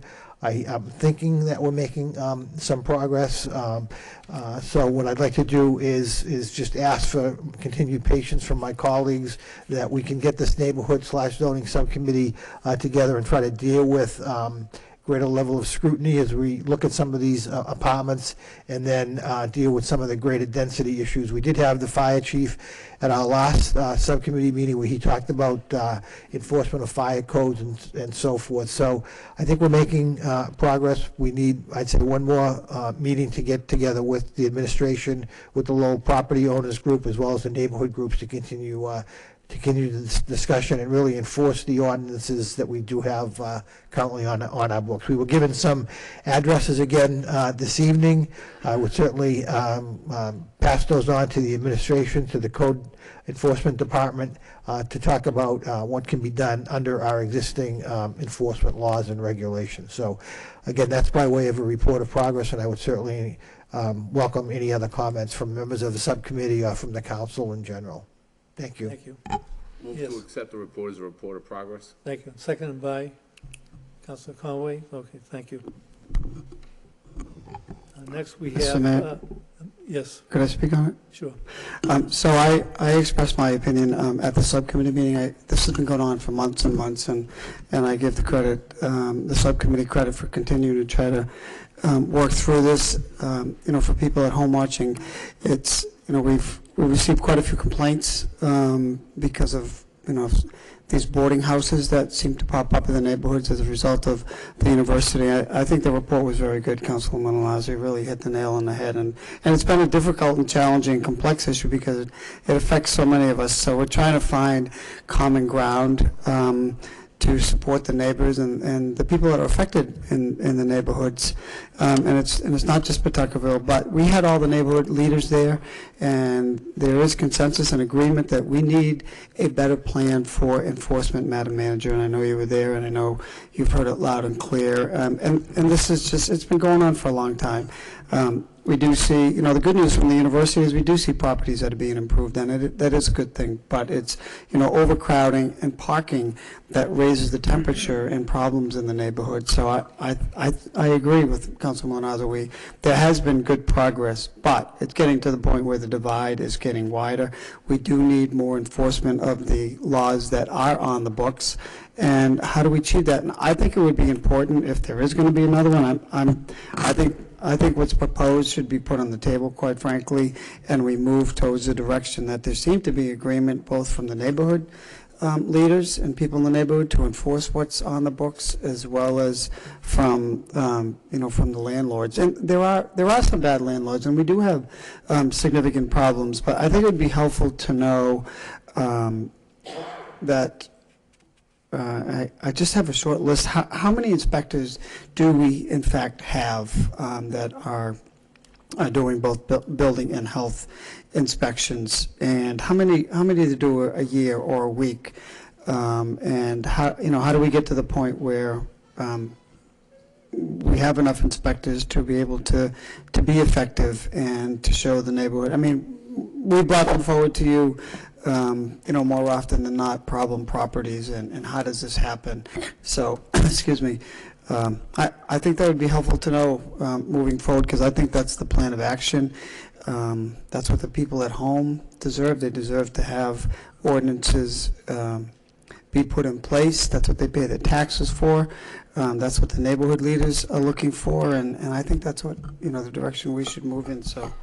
We can get a report regarding numbers of inspections and the like. I mean, I think as Councilman Malinazzo mentioned, enforcing even the state sanitary code, there's 26,000 units in the city, and it's those that slip through the cracks. There are lots of good, but we also know there are a lot of absentee landlords. They're just interested in collecting their rents and packing, students and people in, and it's a safety issue, it's a fire issue. So I just wanted to add my we will get your report, Councilor. Thank you, Madam Manager. Thank you. Well said. Next we have petitions. Minus Lunch Corporation requests installation of 15-minute parking sign at 191 Appleton Street. I need a motion to refer to transportation engineer for report and recommendation. By Councilor Kennedy, second by Councilor Mercia. National Grid / Verizon. I just had a quick question on that one. Sorry. Through you to the manager. I know that's going to go for a report and recommendation, but is that a new business up there, or is that, do you know? I'm not certain, Counselor. I haven't heard of it on Market Street, but I'm not sure if it's new or not. All right, I was just curious, I mean, a lot of businesses would like to have a 15-minute parking in front of their business, so is it possible with the report just to give us what we have on the books for that, like an we will. ordinance or something? Right. Okay, thank you. Thank you. Next, 7.2, we have a National Grid Verizon New England request installation of a new utility pole and underground conduit on 97 Tanner Street. I need a motion to refer to a public hearing on January 29th, 2019 at 7 p.m. So moved. By Councilor Kennedy, second by Councilor Conway. Thank you. Next, we have City Council motions. Motion by Kennedy Cirillo, doesn't need a second. Request City Manager have the proper department provide the City Council with a list of all city-owned and state-owned pedestrian crossing signs. Councilor Doesn't need a Kennedy? second. Councilor Sorrell, do you want to start? Do you want to go first? Yes, actually, this motion, along with my two other motions, really came out of safety concerns with the pedestrian crossing signs not working. So I would like, Councilor Kennedy and I would like a list of who owns which pedestrian signs. Does the state own them or does the city own them? And also so that we can then know who needs to be responsible for those signs and who needs to repair them. So, go ahead. Councilor Kennedy? I think regarding the motion, we've heard the traffic engineer from time to time talk about traffic lights, and that the city has control over some traffic lights and the state has control over others. So the list that I would be interested in would be the traffic light list, and I think every councilor probably would like to know which traffic lights the city can control and which ones are out of our control or beyond our control. So I think the motion reads a little bit differently, but my main concern really is with the traffic lights. Okay. Any other discussion? Yes, Councilor Leahy? Sure. So to the maker of the motion, you mean the lights, not the signs, right? I mean, the Motion says signs, but signs don't light up, so you mean lights. I mean, Right. traffic control Yeah, the signals. traffic, the pedestrian traffic. Yeah, okay. All right, I know that the city side, I know that, I'm talk to these guys maybe once every 2 weeks, and I know that they keep ours up pretty good. So, all right, thank you. Okay, next we have, by Councilor Cirillo, request City Manager have proper department inspect all city-owned pedestrian crossing signs, see if they are functioning correctly and procedures, and produce a timeline as to repairing the signs that are not. Need a second? Second. By Councilor Kennedy. Councilor Cirillo? Yeah, this has to do with the safety of the pedestrians and having our signs, our lighted signs working properly. Any further discussion? Thank you. Next, by Councilor Cirillo, request City Manager contact the state to inspect all state-owned pedestrian crossing signs, see if they are functioning correctly, and produce a timeline as to repairing the signs that are not. Need a second? By Councilor Second. Kennedy? Councilor Cirillo? Same with the state. Okay, you all set?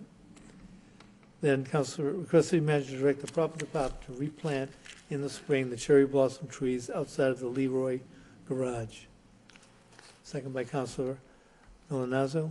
Councilor Cirillo? Yeah, it's very self-explanatory. In the spring, if we could include the cherry blossom trees in front of the garage. Thank you. Okay.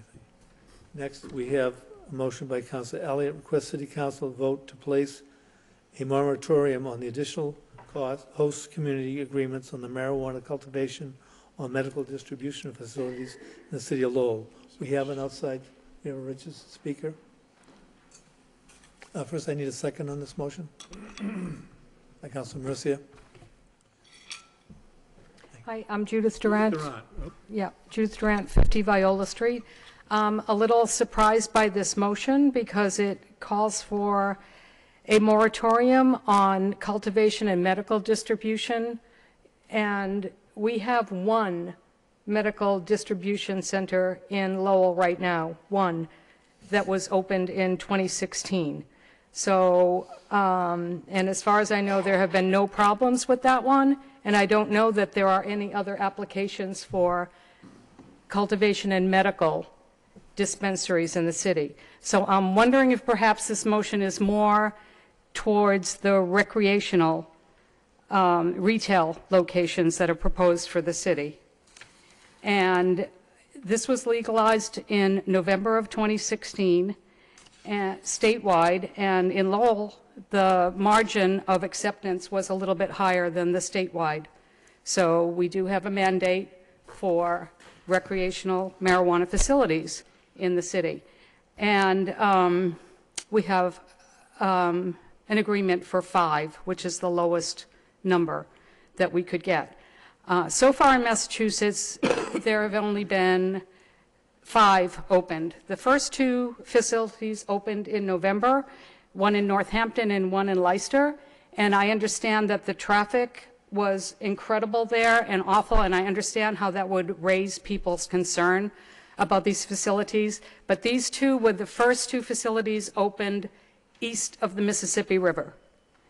We had people not just from Massachusetts, we had people from Connecticut, from Vermont, from Rhode Island, from all over New England coming there. So far here, as far as I know, there has been one host community agreement, and that's with Patriot, which is the distributor for the dispensary for medical marijuana. So that is our only host agreement, and it is the only place that's been licensed to open, yet here we are, and it's still not open. We have 0 facilities open. I read the plan, and it was anticipated in May when the controls or whatever the language for adopting or for agreeing to these facilities would be agreed upon by July. And again, here we are in January, and we have one host agreement. I don't know why we would want to put a moratorium on a process that is moving very, very, very slowly anyway. And if we continue and have only one, if that place ever opens, I think it was supposed to open in January, now I'm hearing maybe February.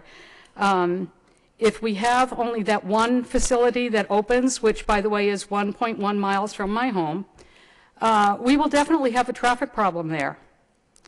If we have 5 facilities that open, we'll have less of a traffic problem in one area.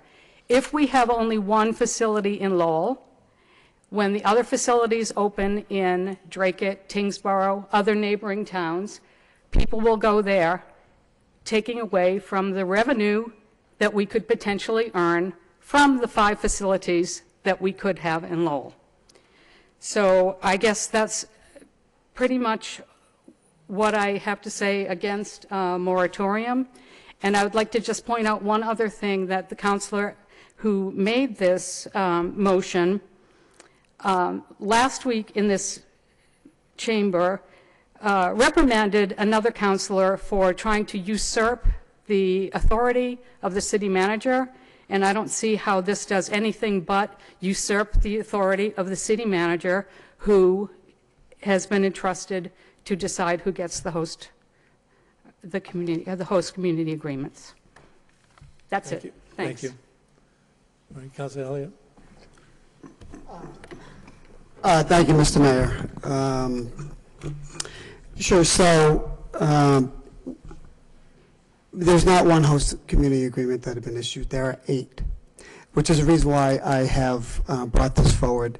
And the authority lies with the city manager. However, I think this governing body is who we represent the people. And when there are concerns that come, they come to us, and that's our job. So in my opinion, I've not been a supporter of marijuana. We are required by state law that we, so this is just on cultivation, which there is one in the city. And there could be at this point up to 8 because there are host community agreements. And this came to us as a result of a public hearing. I think there's lots of confusion that is evolving with this. In fact, even the Cannabis Control Commission this week are entertaining, or they're considering taking over the host community agreement issuance. So I think I have chaired the subcommittee on a number of occasions, and we've had this discussion. The council has voted to limit the number of retail establishments at 5. That's the minimum that we have to abide by. In my opinion, the locations are not good locations for any of them. So moving forward, should 8 host community agreements be issued, we're looking at 13 establishments in the city of Lowell. And I just don't think this is exactly the economic development that we're looking for. So they are in place. I think that is enough, in my opinion. And moving forward, if we've heard that a vote has not been taken, so I think it's important that we do take a vote. So that's my. I think the regulations are confusing. It's creating a lot of angst in the neighborhoods. And to me, I do think this is moving fast. There are so many other issues that are now coming to the surface, particularly driving impaired, and how are the police going to enforce that? So, along with traffic and so many, now they're talking about having establishments where people can go and consume, and whether it's edible or smoking marijuana. I mean, I personally don't think that's a good thing, but I feel it's evolving very quickly. So I thought it was important that we have 8. That's enough in my opinion, and that we just should try to put the brakes on this and see how it goes from here. So the unfortunate part is the public doesn't have a chance to weigh in on this until there's a public hearing that's advertised. And I know we spoke about this last week or 2 weeks ago when there was an application for retail that had a public hearing. They don't have a license from the state, they don't have permission from the city, but they're having a public hearing. So I think it's confusing, and so I thought it was important to put this motion on. Any further discussion? Councilor Leahy? Just quickly, to the manager, when we spoke today, there is a difference that people don't know either, maybe, that medical, a cultivation place, whether it's for recreation or medical, we don't get any tax revenue from medical. It's kind of like having all the colleges pop up, taking all the land and not getting any money, right? So there's a couple of things. There's 3 different categories of marijuana. One is the retail that's been mentioned, and the only license that's been issued for retail is Patriot Care. The other is medical marijuana. Again, retail, that's separate from cultivation. And Patriot Care also has a medical marijuana license, and there was one other, Mayflower Medicinals, that was given. Eric is sitting there. They have not opened. That was given sometime in was it 2017 but they have not opened a facility. So the only open facility right now is Patriot. And then there's cultivation, and Patriot has a medical marijuana cultivation facility that has been here since late 15 or 16. Then the retail establishment, as I mentioned, Patriot Care was issued a host community agreement for retail, and that's still pending with the Cannabis Control Commission. But we do expect it to open sometime in early this year. So there's a separate category, and that's recreational cultivation. You can stop me if I'm wrong, Eric. But so the medical marijuana cultivation, which is what we have here in the city now and have had for several years, that's Patriot Care. Patriot Care has a $3 million payroll here in the city, so many jobs are part of that. There's no tax that the city gets from medical marijuana because under state law, it doesn't get taxed. So the next area of that host community agreements has to do with recreational. And there are 4 recreational marijuana licenses that have been signed. Those would, for cultivation, not strike that, it gets confusing. Cultivation. And we would derive tax revenue from those. Let me just explain the cultivation, and this was my understanding from the council. When the council voted, when the council did zoning, it did specific zoning for retail licenses and where they could be located. When they discussed cultivation, it was the desire of the council to have those located in industrial areas or light industrial areas, and there was a preference for vacant space if there was an appropriate application. The intent was for jobs and revenue, and so there was no limit that the council voted, but that was my understanding. So that's where we're at. Eric, I don't know if you can add more to that. No, I think you explained it very well. The idea from its inception was an understanding, I think we've spoken about it many times in front of the zoning subcommittee and also in front of the council, that cultivation sites were, in our estimation, kind of a good bang for our buck because there was no public access. The public is not getting into these cultivation sites. Most of the time, the public doesn't know these cultivation sites are there. Though they have significantly more jobs because the jobs go into the manufacturing, the processing, and the cultivating of the marijuana, as opposed to the sale of marijuana, which has a smaller job footprint.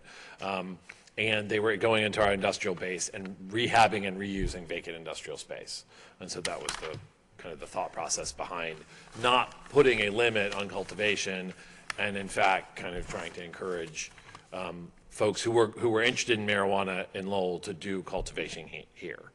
Let me also address one part, because I do think it's confusing. As Councilor Elliott has said, that one applicant went ahead and had a public meeting, or more than one actually, who don't have host community agreements, but they went ahead because they're required to have one at some point in time, leading people to be very concerned. There was one location out on Stedman and Westford Street that someone had brought up, and I believe it's our understanding now, based on the public input, they are no longer looking at that site, and so they've abandoned that site. They've abandoned that site. So, but in addition to those meetings, the public, what happens is that for cultivation, recreational, the applicant then has to meet with the police and draw up a secure facility plan.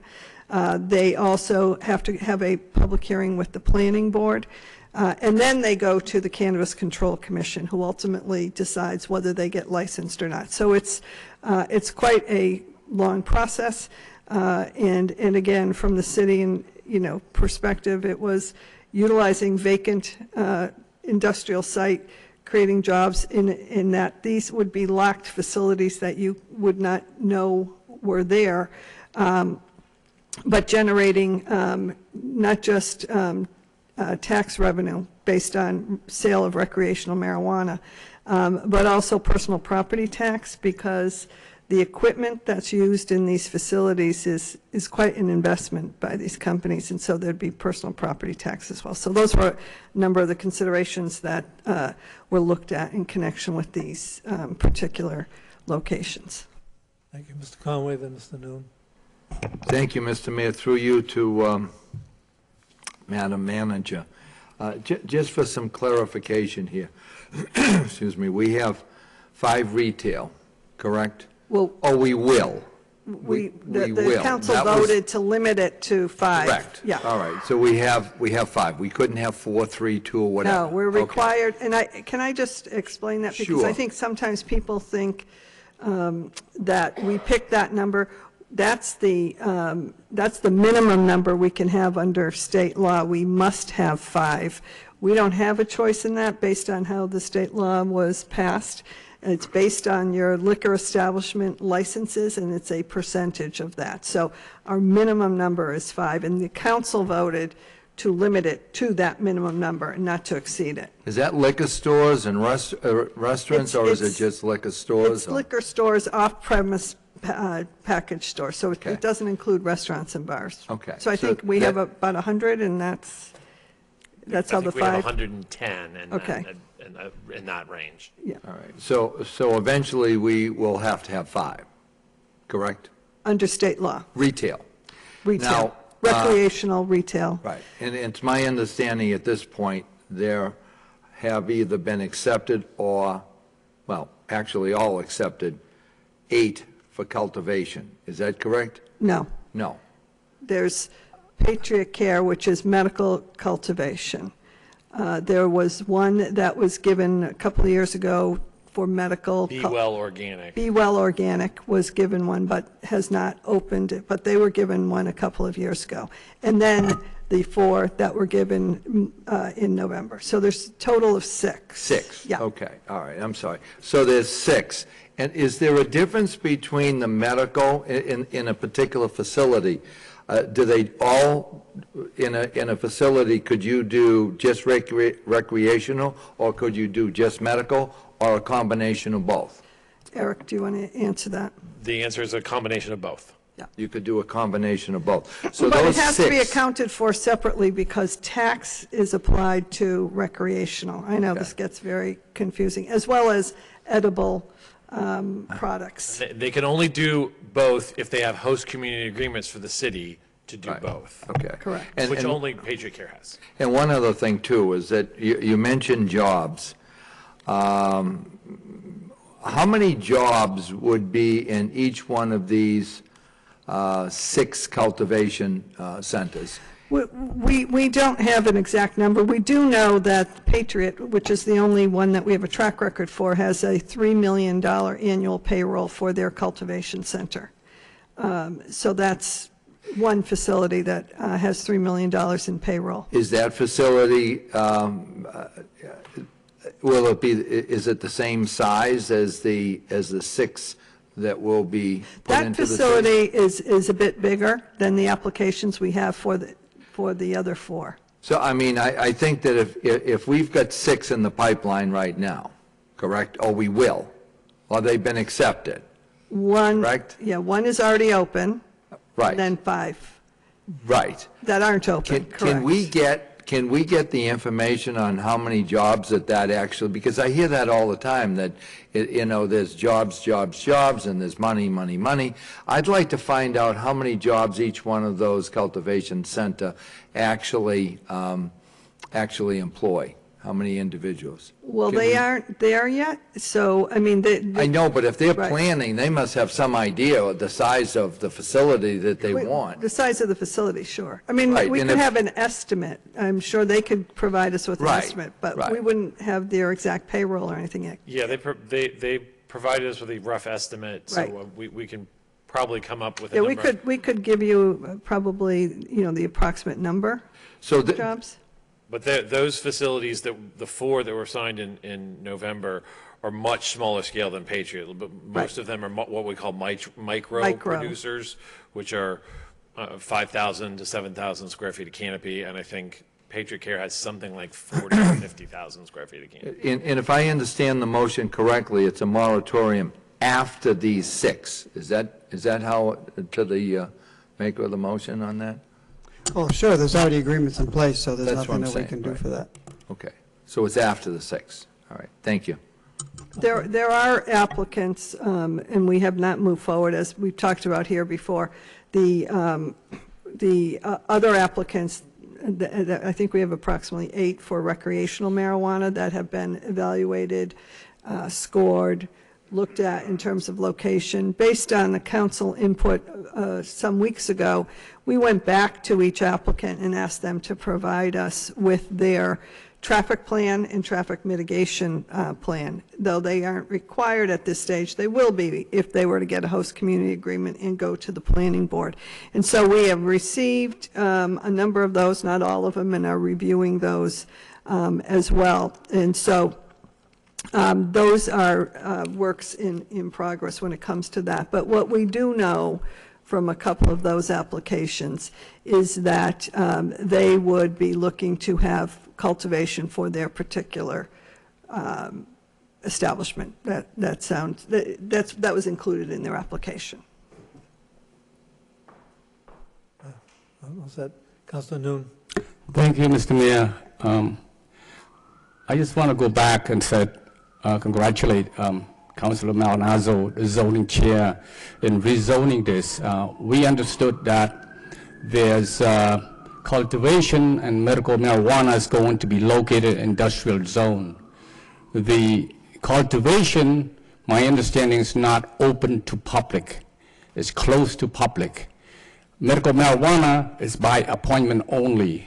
Those two, a few months ago, the fire department and the police department, I asked for a report on if there's any incident, any problem, anything that we should be concerned of. The report was very good.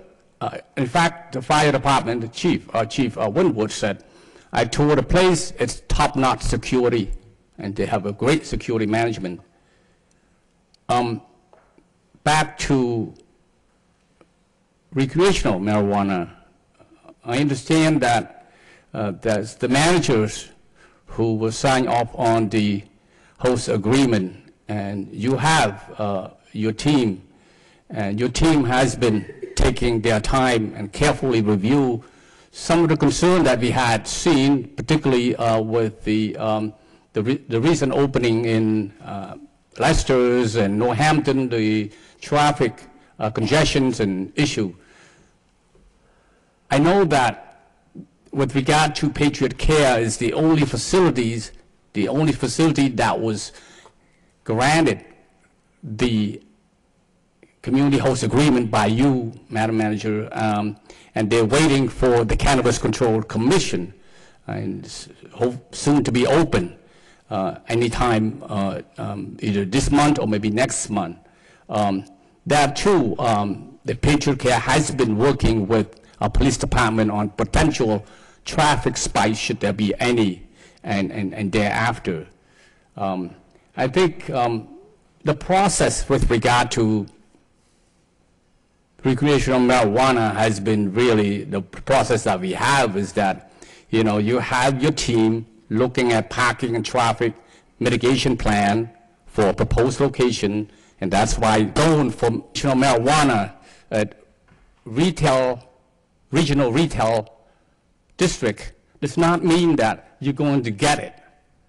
And we've seen that. We do concern, the resident concerned, because for some reason the Highland happen to have a lot of those regional retail, and people kind of gravitate to that. And well, we see the result of that, especially when it's not meet with the parking and traffic mitigation plan. And so then, not only that, then you have to come before the planning board for special permit and site plan review. They again will require review of traffic and management plan. So right now, Patriot Care is not happening yet. I know that our police department working on it, and the fire department didn't really, brought up the concern from other other city, Leicester and Northampton. They took steps to prevent it from happening here. I think we need to continue this process, but with a strong and continued emphasis or focus on that security management, traffic and parking mitigation plan. Those are something that we need to do. So I think putting a moratorium on this, it can only, because like you said, Madam Manager, is that it's not, we don't pick the number, the five recreational out of the box. It's required by the state. And yes, at some point, if we hold off on it, say, well, okay, let's put a moratorium on this, and 3, 4 years later, the Attorney General can come after you and said, what happened here? So, I think I do entrust in you, Madam Manager, and your team and the planning board to do the right thing, to continue to focus on, a strong focus on those security, traffic, and parking mitigation plans. So thank you. Any further discussion? Councilor Elliott. I'm not sure exactly what, go ahead. No, I'm sorry. What are we doing? Go ahead. I just want him to take the So there is no requirement on the, I don't know what the Attorney General reference is by Councilor Nunes. The Attorney General, there is no restriction on cultivation facilities, which is one of the reasons why I put it on. I didn't say, people can vote however they want. I just feel that this is an explosive business, and we already have a number of agreements in place, and I just think that we need to pause and see where it goes. I mean, there was a team in place. I have to tell you, I understand the jurisdiction lies within the city manager. I think that there should be a little bit more of a public process. We just heard from Mr. Slagle, none of us have seen these agreements or the capacity of these facilities. I think the more we know, the better it is. And I do think there should be more of a public process, knowing that, I get it, they have to apply, they have an agreement, then they have to go out and get, and then do a public hearing. I think the process is reversed, and we saw what happened with the Stedman Street. So I understand the issue, but I personally feel that we just have to pause and put things into perspective and let some of this sort out, as the Cannabis Control Commission is, as many other communities. So that's my point. Mayor Samaras. Thank you. No, the one thing is, being the former headmaster of Lowell High School, truthfully, if I had my way, I wouldn't allow anything to be opened up. I mean, it's my belief. This is what I've seen over the past, and this is the way I feel. But where this was voted on by the people of Massachusetts, it was voted on in Lowell. That's why we have these programs.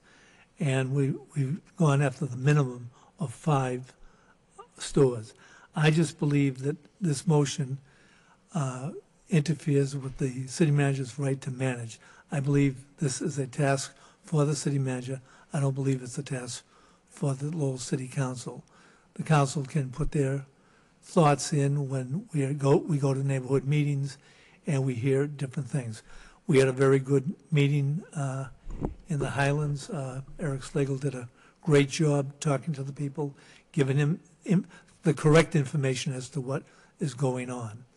And I can understand, sometimes where people feel about this, but I'm a process person and procedures.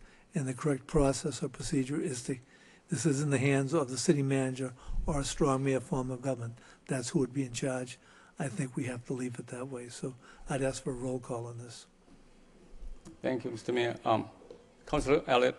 I agree with Mayor Samaras. He stated exactly what we did the last time. This city council voted to limit the number of retail establishments. That's all I'm asking now, that it's this governing body. The manager signs the host community agreements, but we placed a limit on the number of retail.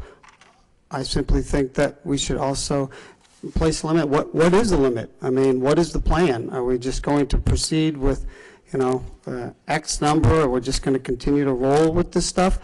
Maybe that's the question we should be asking. We're at 6. We're at 1 plus 6. That's 7, and 1 has a medical license. So what is the limit going to be? If the moratorium is not now, then what is it going to be? We're just going to continue to let marijuana cultivation, grow in the city? I just don't think that's the perception, and I also don't think that's exactly, should be the focus of our economic development. Councilor Kennedy. Thank you, Mr. Chairman. The mayor is correct. This passed in Massachusetts, it passed in Lowell, but also there are many communities in the Commonwealth that have voted on or imposed moratoriums. But in almost every case, without exception, The reason that those moratoriums have been placed, have been voted on and put in place, is because they are not, they haven't finished with their zoning. So they have not designated where facilities like this will go to. And that's the only reason that I know of that any community in the Commonwealth has a moratorium. And it's my understanding that those moratoriums have a sunset, so that they will run out at the end of this year, even if you had a moratorium. So I think that what I'm concerned about really is the revenue that comes into the city. And, you know, we need the new revenue coming into the city. And so to impose a moratorium at this point in time, and I would say that we've gone through the zoning and looked at it, and the subcommittee met on it several times and spent a good amount of time, and I think was very thoughtful and prudent about where these facilities would be placed. At the same time, individually, the city can still take a position on whether or not, for instance, one should be at the corner of Westford and Stedman Street or not. And that can take place all over the city. But I do think that it's just, I do not want for us to have a moratorium to lose out on the revenue and have that revenue go to Dracut or Tingsboro or any of the other communities in the area, because that's all it is just somebody just gets in the car, drives to Dracut, and then comes back. Then who benefits from that? Dracut does, not Lowell. Where's the marijuana? It's in Lowell, because that's where the person lives. So I don't really see that this motion has any, I don't think it does anything for the city, and I think that we're way beyond this at this point, and so I will not be voting for the motion. Councilor Malinazzo? No, I'm all set. You're all set? Okay, the mayor asked for a roll call. Councilor Milonazo. No. Councilor Noon. No. Mayor Samaras. No. Councilor Cirillo. No. Councilor Conway. Yes. Councilor Elliott. Yes. Councilor Kennedy. No. Councilor Leahy. No. Councilor Mercier. Yes. 3 yeas. Thank you. Next motion by Councilor Conway regarding request the city managers to have proper department prepare a traffic safety study regarding the intersection of Foster and Westwood Street. Second, Councilor. Thank you, Mr. Vice Mayor. I think it basically speaks for itself. I've had a number of calls with a concern in that area, especially the speeding down Westford Street. So if we could take a look at that intersection and see if what we can do to make it safer for the people in that neighborhood. Thank you. Thank you, Councilor Conway. Next motion by Mayor Samaras requesting the city auditor provide a written explanation to report for the non-compliant issue found during the recent school department audit as pertaining to the city rule, regulation, and ordinance. Your second. Second by Councilors Cirillo. Mayor Samaras. Thank you. As city councilors, our job is oversight. I think we all know that, and we basically establish policy. We take the budget of the city manager or the superintendent of schools, and as city councilors or school committee people, we're responsible for oversight. But it's not expected in our responsibilities that we look at all of the in other words, all of the transactions that go on during a budget for the school department or for the budget for the city. Are regulations being followed? Are the ordinances being followed? Are the state regulations being followed? It was shown in the audit report that some of the reasons why we have the problems with the budget in the school department is that these ordinances were not followed properly. And I'm concerned about that because the issue is, yes, we're responsible, but the auditor's position is responsible to assure that. Now, I had made a motion from the school committee to ask if what was happening in these on the school department budget was correct, if the steps that were being taken were proper.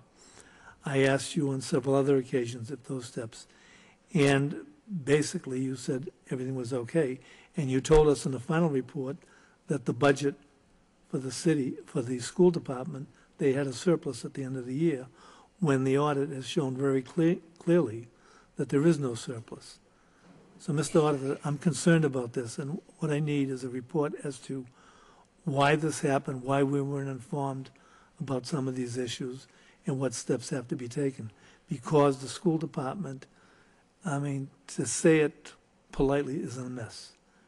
We don't know whether we're going to have to lay off people. Most likely, we're going to have to lay off people. The money just isn't there. But the thing, what bothered me is the money is not there because in some issues, just improper procedures were used. And the one thing is, perhaps we might not have been in this position, because the one thing about the auditor's position, you have to realize, we have to know what is going on. As I stated again, we have an overview of the budgets, but we don't know what goes on during the day. You're the one, your office looks at people's requests for conventions, purchasing materials. They all have to follow some type of rules. Staff in the school department should have been under contracts, yet we're paying people that were not under contract, and they received a salary. When I've seen in the past, other auditors would just not allow it to happen. And the issue is, I'm not out to put a raid on the school department budget or any budget or what. But the thing is, what we have to do is ensure that everything is done correctly and properly. And we as counselors, our school committee people, are apprised of the processes being used, and that we understand it, and everybody else, and especially our constituents, the taxpayers. Because right now, we're going to have to come up with some serious money in the school department, and I just do not have an answer as to where this year we're going to be able to do that. Thank you. Thank you, Mr. Mayor. Councilor Kennedy. Thank you, Mr. Chairman. Yeah, I would look forward to that report as well, but I do have to say that I would not rely on the audit that was paid for by the school committee. I thought the audit, which was a 19-page document, was very disappointing. And what made it most disappointing is that we paid $50,000 for that audit, and it took over 6 months. And it's my understanding that one of the people associated with the audit was a former employee of the city. And I just would remind the mayor that not only did the auditor report a surplus, but so did the CFO on that evening when we were talking about it a few months ago.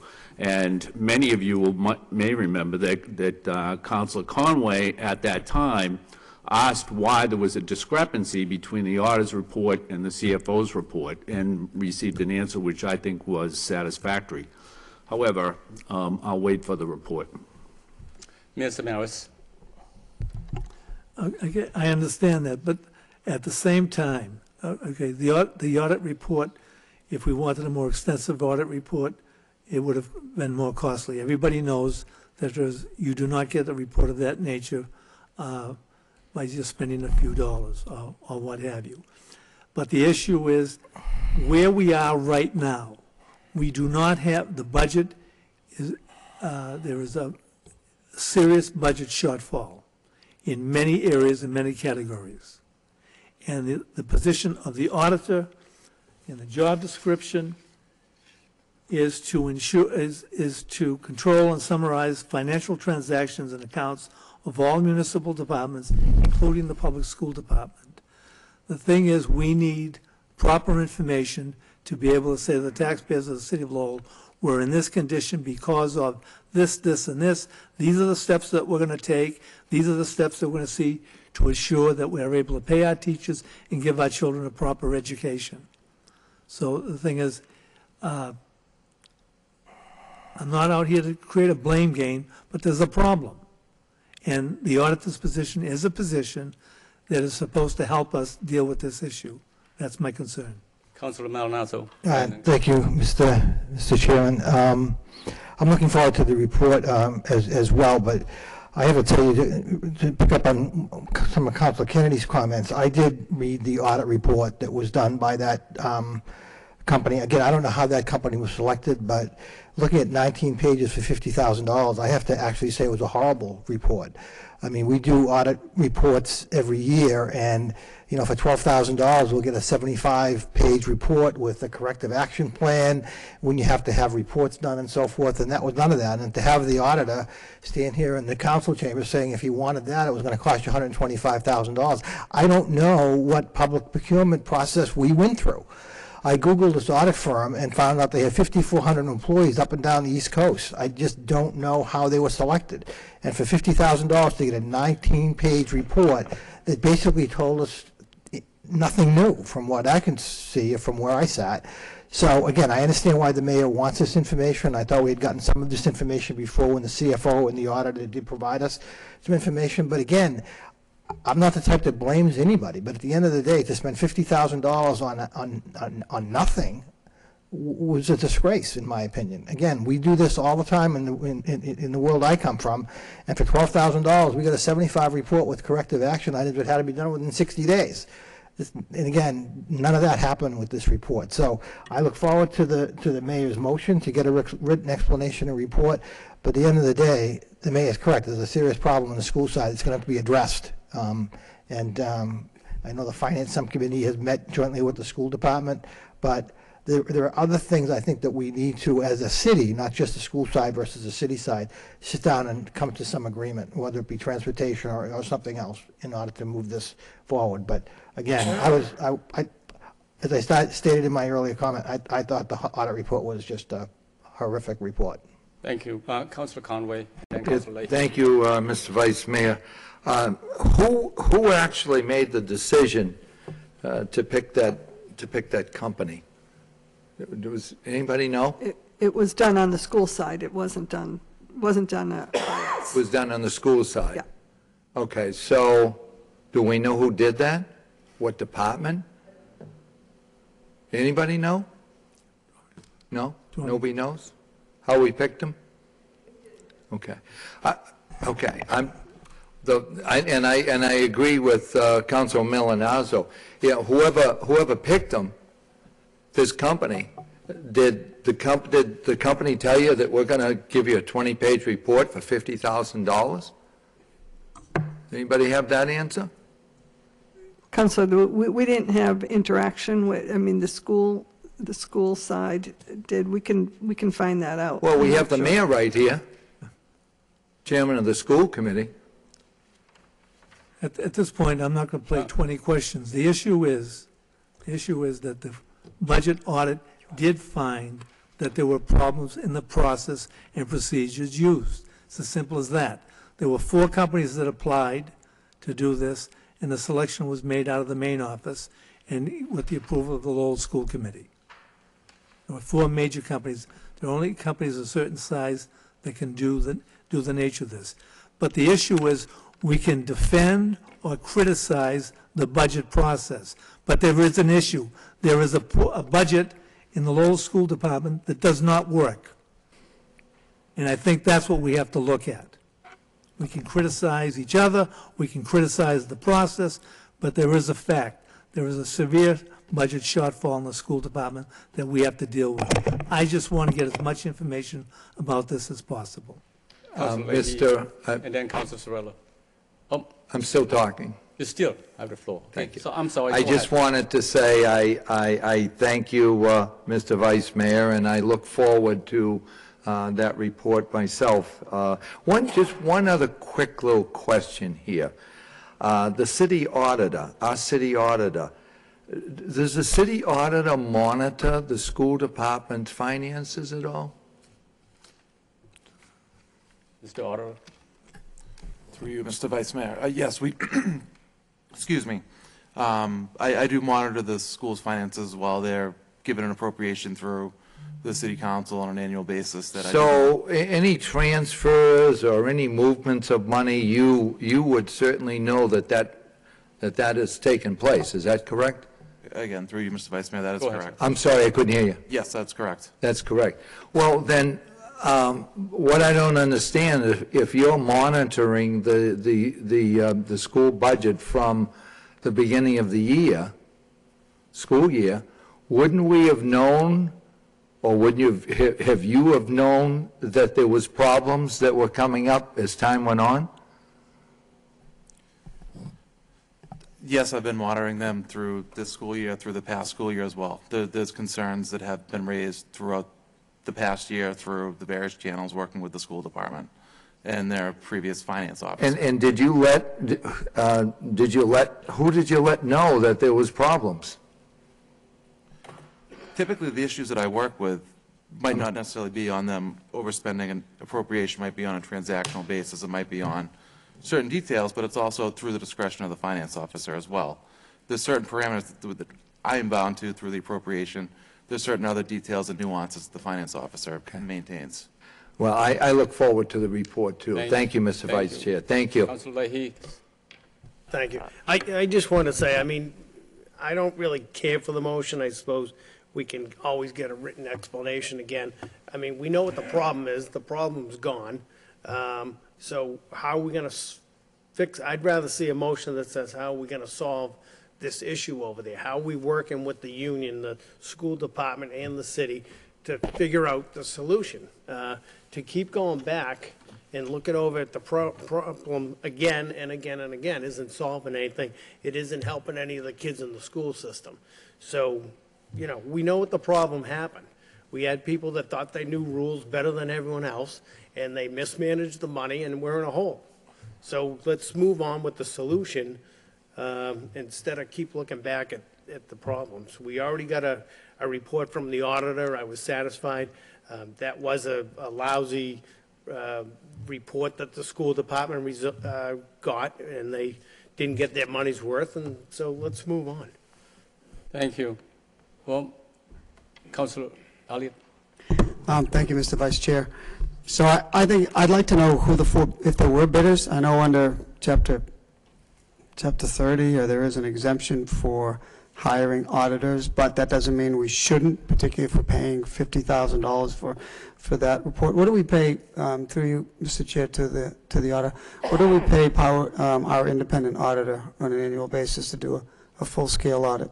That's about roughly $90,000 a year. 90. So 90 to do the entire city, and we paid 50 for one department. I read through the report. I think it lacked detail and substance myself.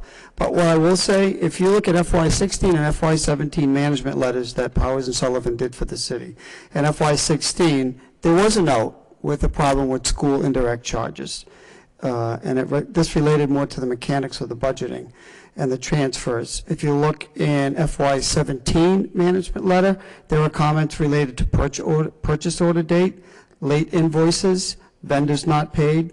There was a comment in the CLA report. So these have been highlighted, and they just haven't been instituted by the school department. So I agree. I think we need to move forward. There were payroll issues identified in the audit. So I think there clearly needs to be some significant tighter controls, coordinate better between HR and payroll, and those who should be off the payroll. So I think that's first and foremost. Moving forward, there's wide-scale lack of compliance for some of the prevailing statutes that we see in purchasing issues, the late invoices, and clearly the overspending in the lunch account. So I think it's more imperative to ensure that the weaknesses, the internal controls are addressed, and because we know what the problems are, and they have been highlighted both in management letters that we received from Powers and Sullivan in 16 and 17, and we'll see what the 18 audit says. But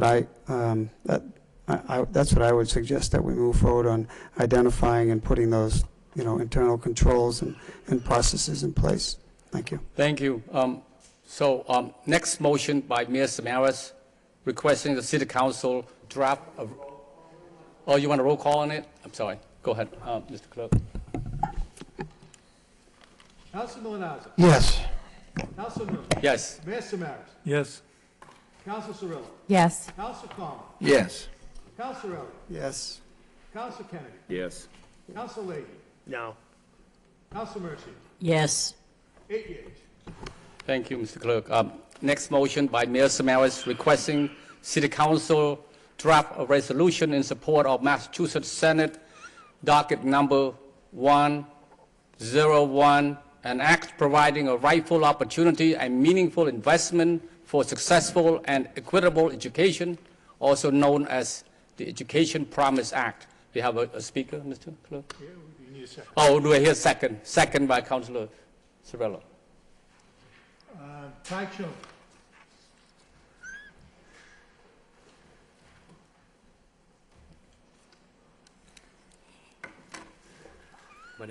My name's Ty Chom. I'm from 79 Fairlawn Street. I live in Lowell in the Highlands. First and foremost, I'd like to apologize that it's really late for me. So my mind's all over the place. But I'm here for my kids and for my kids' friend and my neighbors, because I need to step up and say something about it. I fully appreciate Mayor Samaras for putting this on the table. You know, really show transparency and authenticity, to the people itself, because this means a lot to me as a parent. At this time, I mean, it's way past my bedtime. 8 o'clock is usually when I kiss my son, who's 3 and 5, and my daughter, who's just 2 months, to sleep, read books, tell stories and play around a little bit for 5 minutes, get the energy out so they could go to sleep. But I trade that for tonight, to step up and say something about it. Fully support it. I was at a meeting, it's a community meeting at Malton. They were talking about how underfunded our educational funding is. And I just learned that we are underfunded $1.5 billion. I repeat that again, $1.5 billion. That's a lot. Lowell should be having $42 million next year. But that money is not going to be showing up if this not be going to go through. With that $42 million, right, social workers is needed. Violence, especially domestic and sexual violence, need to be taught to our kids. Our kid is not in numbers. Our kid is a whole person, a human being. Someone who's an expert, and our teachers should have curriculums, right, to fully support, to teach our kids, our young one, about being a whole human being. Consents, empathies, and sympathies is what needed in school. So something like suicidal, mental illness, bullying, doesn't happen. It could be preventable. Right? It really could be preventable if we have this on the table. When you wrap it up, I highly encourage about looking at it through, I call it a multicultural lens. I learned it through the social justice movement, where we look at it through every community. When I'm talking about community, right, I'm talking about age, class, sexual orientations, right, those kind of stuff. And you look at that and see if it's inclusive in this, the Promise Act, right? It really reflects our communities. Lowell is, I fully embrace it, it's a melting pot. It's a lot. Like, if this thing really does, like, have the inclusive part into it, and also knowing where the funding is really allocating to, properly allocating to the teachers, the curriculums, the social workers. Those are people who teach human to be humans. They really are unsung heroes that don't really get the credits. Every single day they go out, give them all they got, and you know what? They get paid very little for doing what they love to do, and they get overburdened. And these people are needed at school. So my challenge is to you, to city councils, to the mayor, to city managers, to school committees, the administrators, the team in general, to really draft an inclusive one and draft it where it could be allocated to the right source. Right? To really be transparent on this, to host our community meetings. Say something to our community, hey, this is happening, do you know? And why is it happening? To have someone to represent it. And really also, bring people who really make the movement to pass this, the representatives. I'm going to call them out. Dave Mangle, Tom Golden, Ratty Mom, need to step in and talk about this. This is our kids. This is our future. When they take that oath, when I vote for them, right, they're a reflection of my vote. So they're saying that, you know, they took an oath to serve the community, to help protect, to create a safe place. They need to be on board with this also. Not just to listen, but to create plans, objectives, goals, vision, deadline. Really to be transparent about it. How do we tackle it? I don't know. I'm just a father who's really on fire on this part because I believe that every kid deserves an amazing experience at school. Because at home is the first, that's the first home, right? At school is the second home. If they don't get the support, the emotional need that they get at home, where else do they go to? School. And if teachers don't have the proper education, the proper need to even, put that time in, then where else do they go to? The street. And guess what the street will give them? Violence. Right? And cool, my hat's off to the police officer in there who's trying to be empathetic and try to as a human being to basically embrace them and understand them, guide them. But at the end of the day, really the two home, right? Home and school home is very important. And this is why this touched me really deeply as a father. So that's my challenge to you. Please look at it closely, inclusive. Bring representatives and senators to the table and talk about this.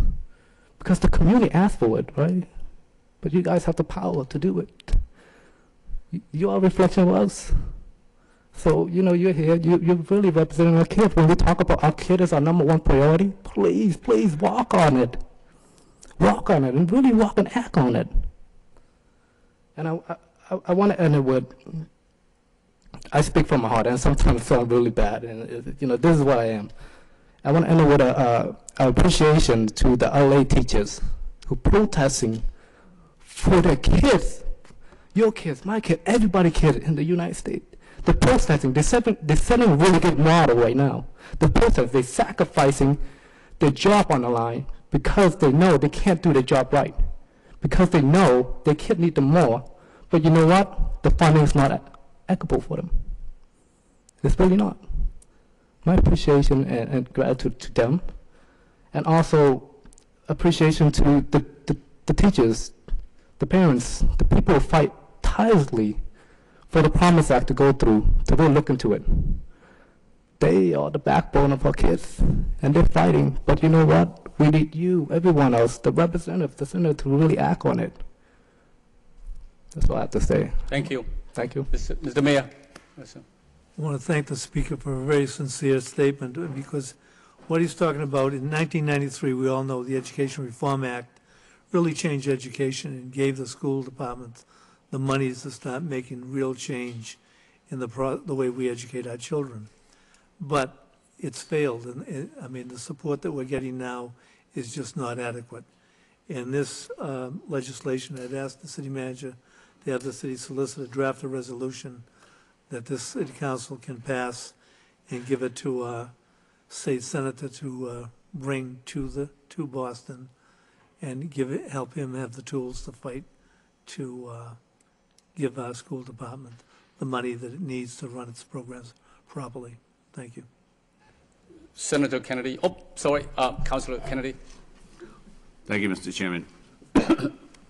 In my other role, I am a co-sponsor of this legislation. I think it's really important, and I also have high hopes for it passing this year. I think I want to thank the mayor for putting this on the agenda this evening, and I would ask him if he could do the same thing with the school committee at the next school committee meeting. It's my hope that every school committee or school board in the First Middlesex District will take this up and support a resolution that's either identical or very similar to this one, along with the boards of selectmen. And I think that type of that shows to probably the entire legislature that there is strong grassroots support for this measure, which I think is long coming. Thank you. Thank you, Councilor Kennedy. Next motion, motion of Mayor Samaras, Councilor Noon, requesting city manager explore the possibility of assisting the area within Lowell National Historical Park with upkeep, such as cleaning and plowing during the government shutdown. No need for a second. Mayor Samaras. Thank you. Vice Mayor Noon and myself know that the one thing that we don't want to do, Madam Manager, is take anybody's job away. But you know the National Park has parking lots, sidewalks that they're responsible for. And I mean, with the predictions that are going for this weekend, we're going to be possibly in some troubles. So I don't know if we can. I don't know what the ordinances are, the rules and regulations between us assisting the national park. But if you could work that out, because there's also trash barrels and other things that affect the city life and the quality of the city. But I think this is something that if we can help the national park, I think this would be worthwhile for us and the city at this point. Madam Manager. Madam Manager. Thank you. Thank you, Mr. Mayor, through you to the council. This, especially in light of the fact that we may get snow, I did speak with Celeste Bernardo from the National Park. She wants me to assure she was not working during the closure. But it is complicated, particularly around plowing.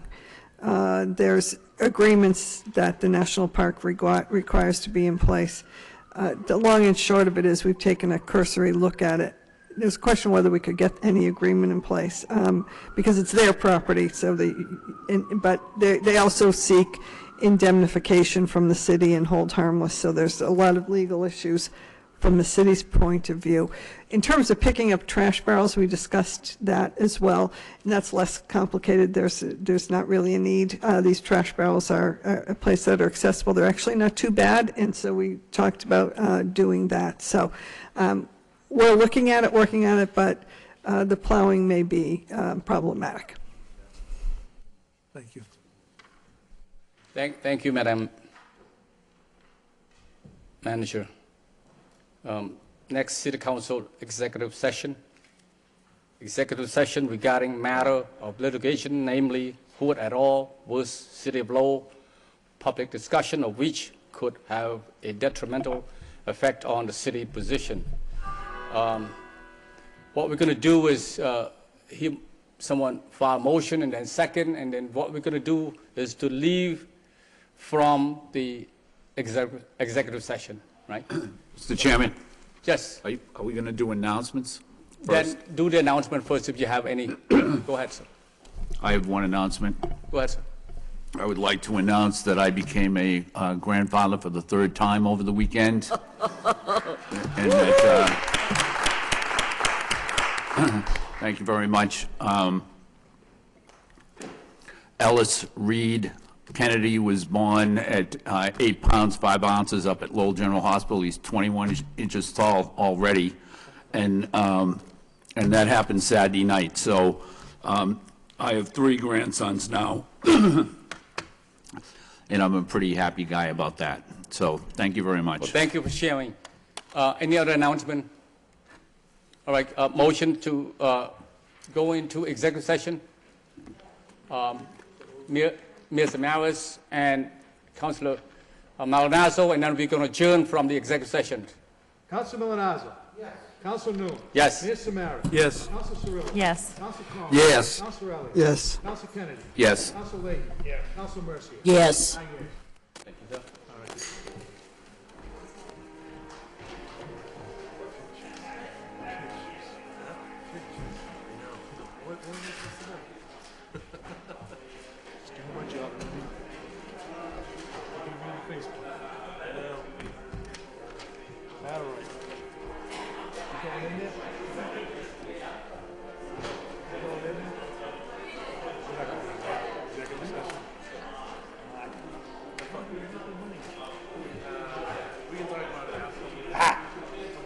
Oh, good.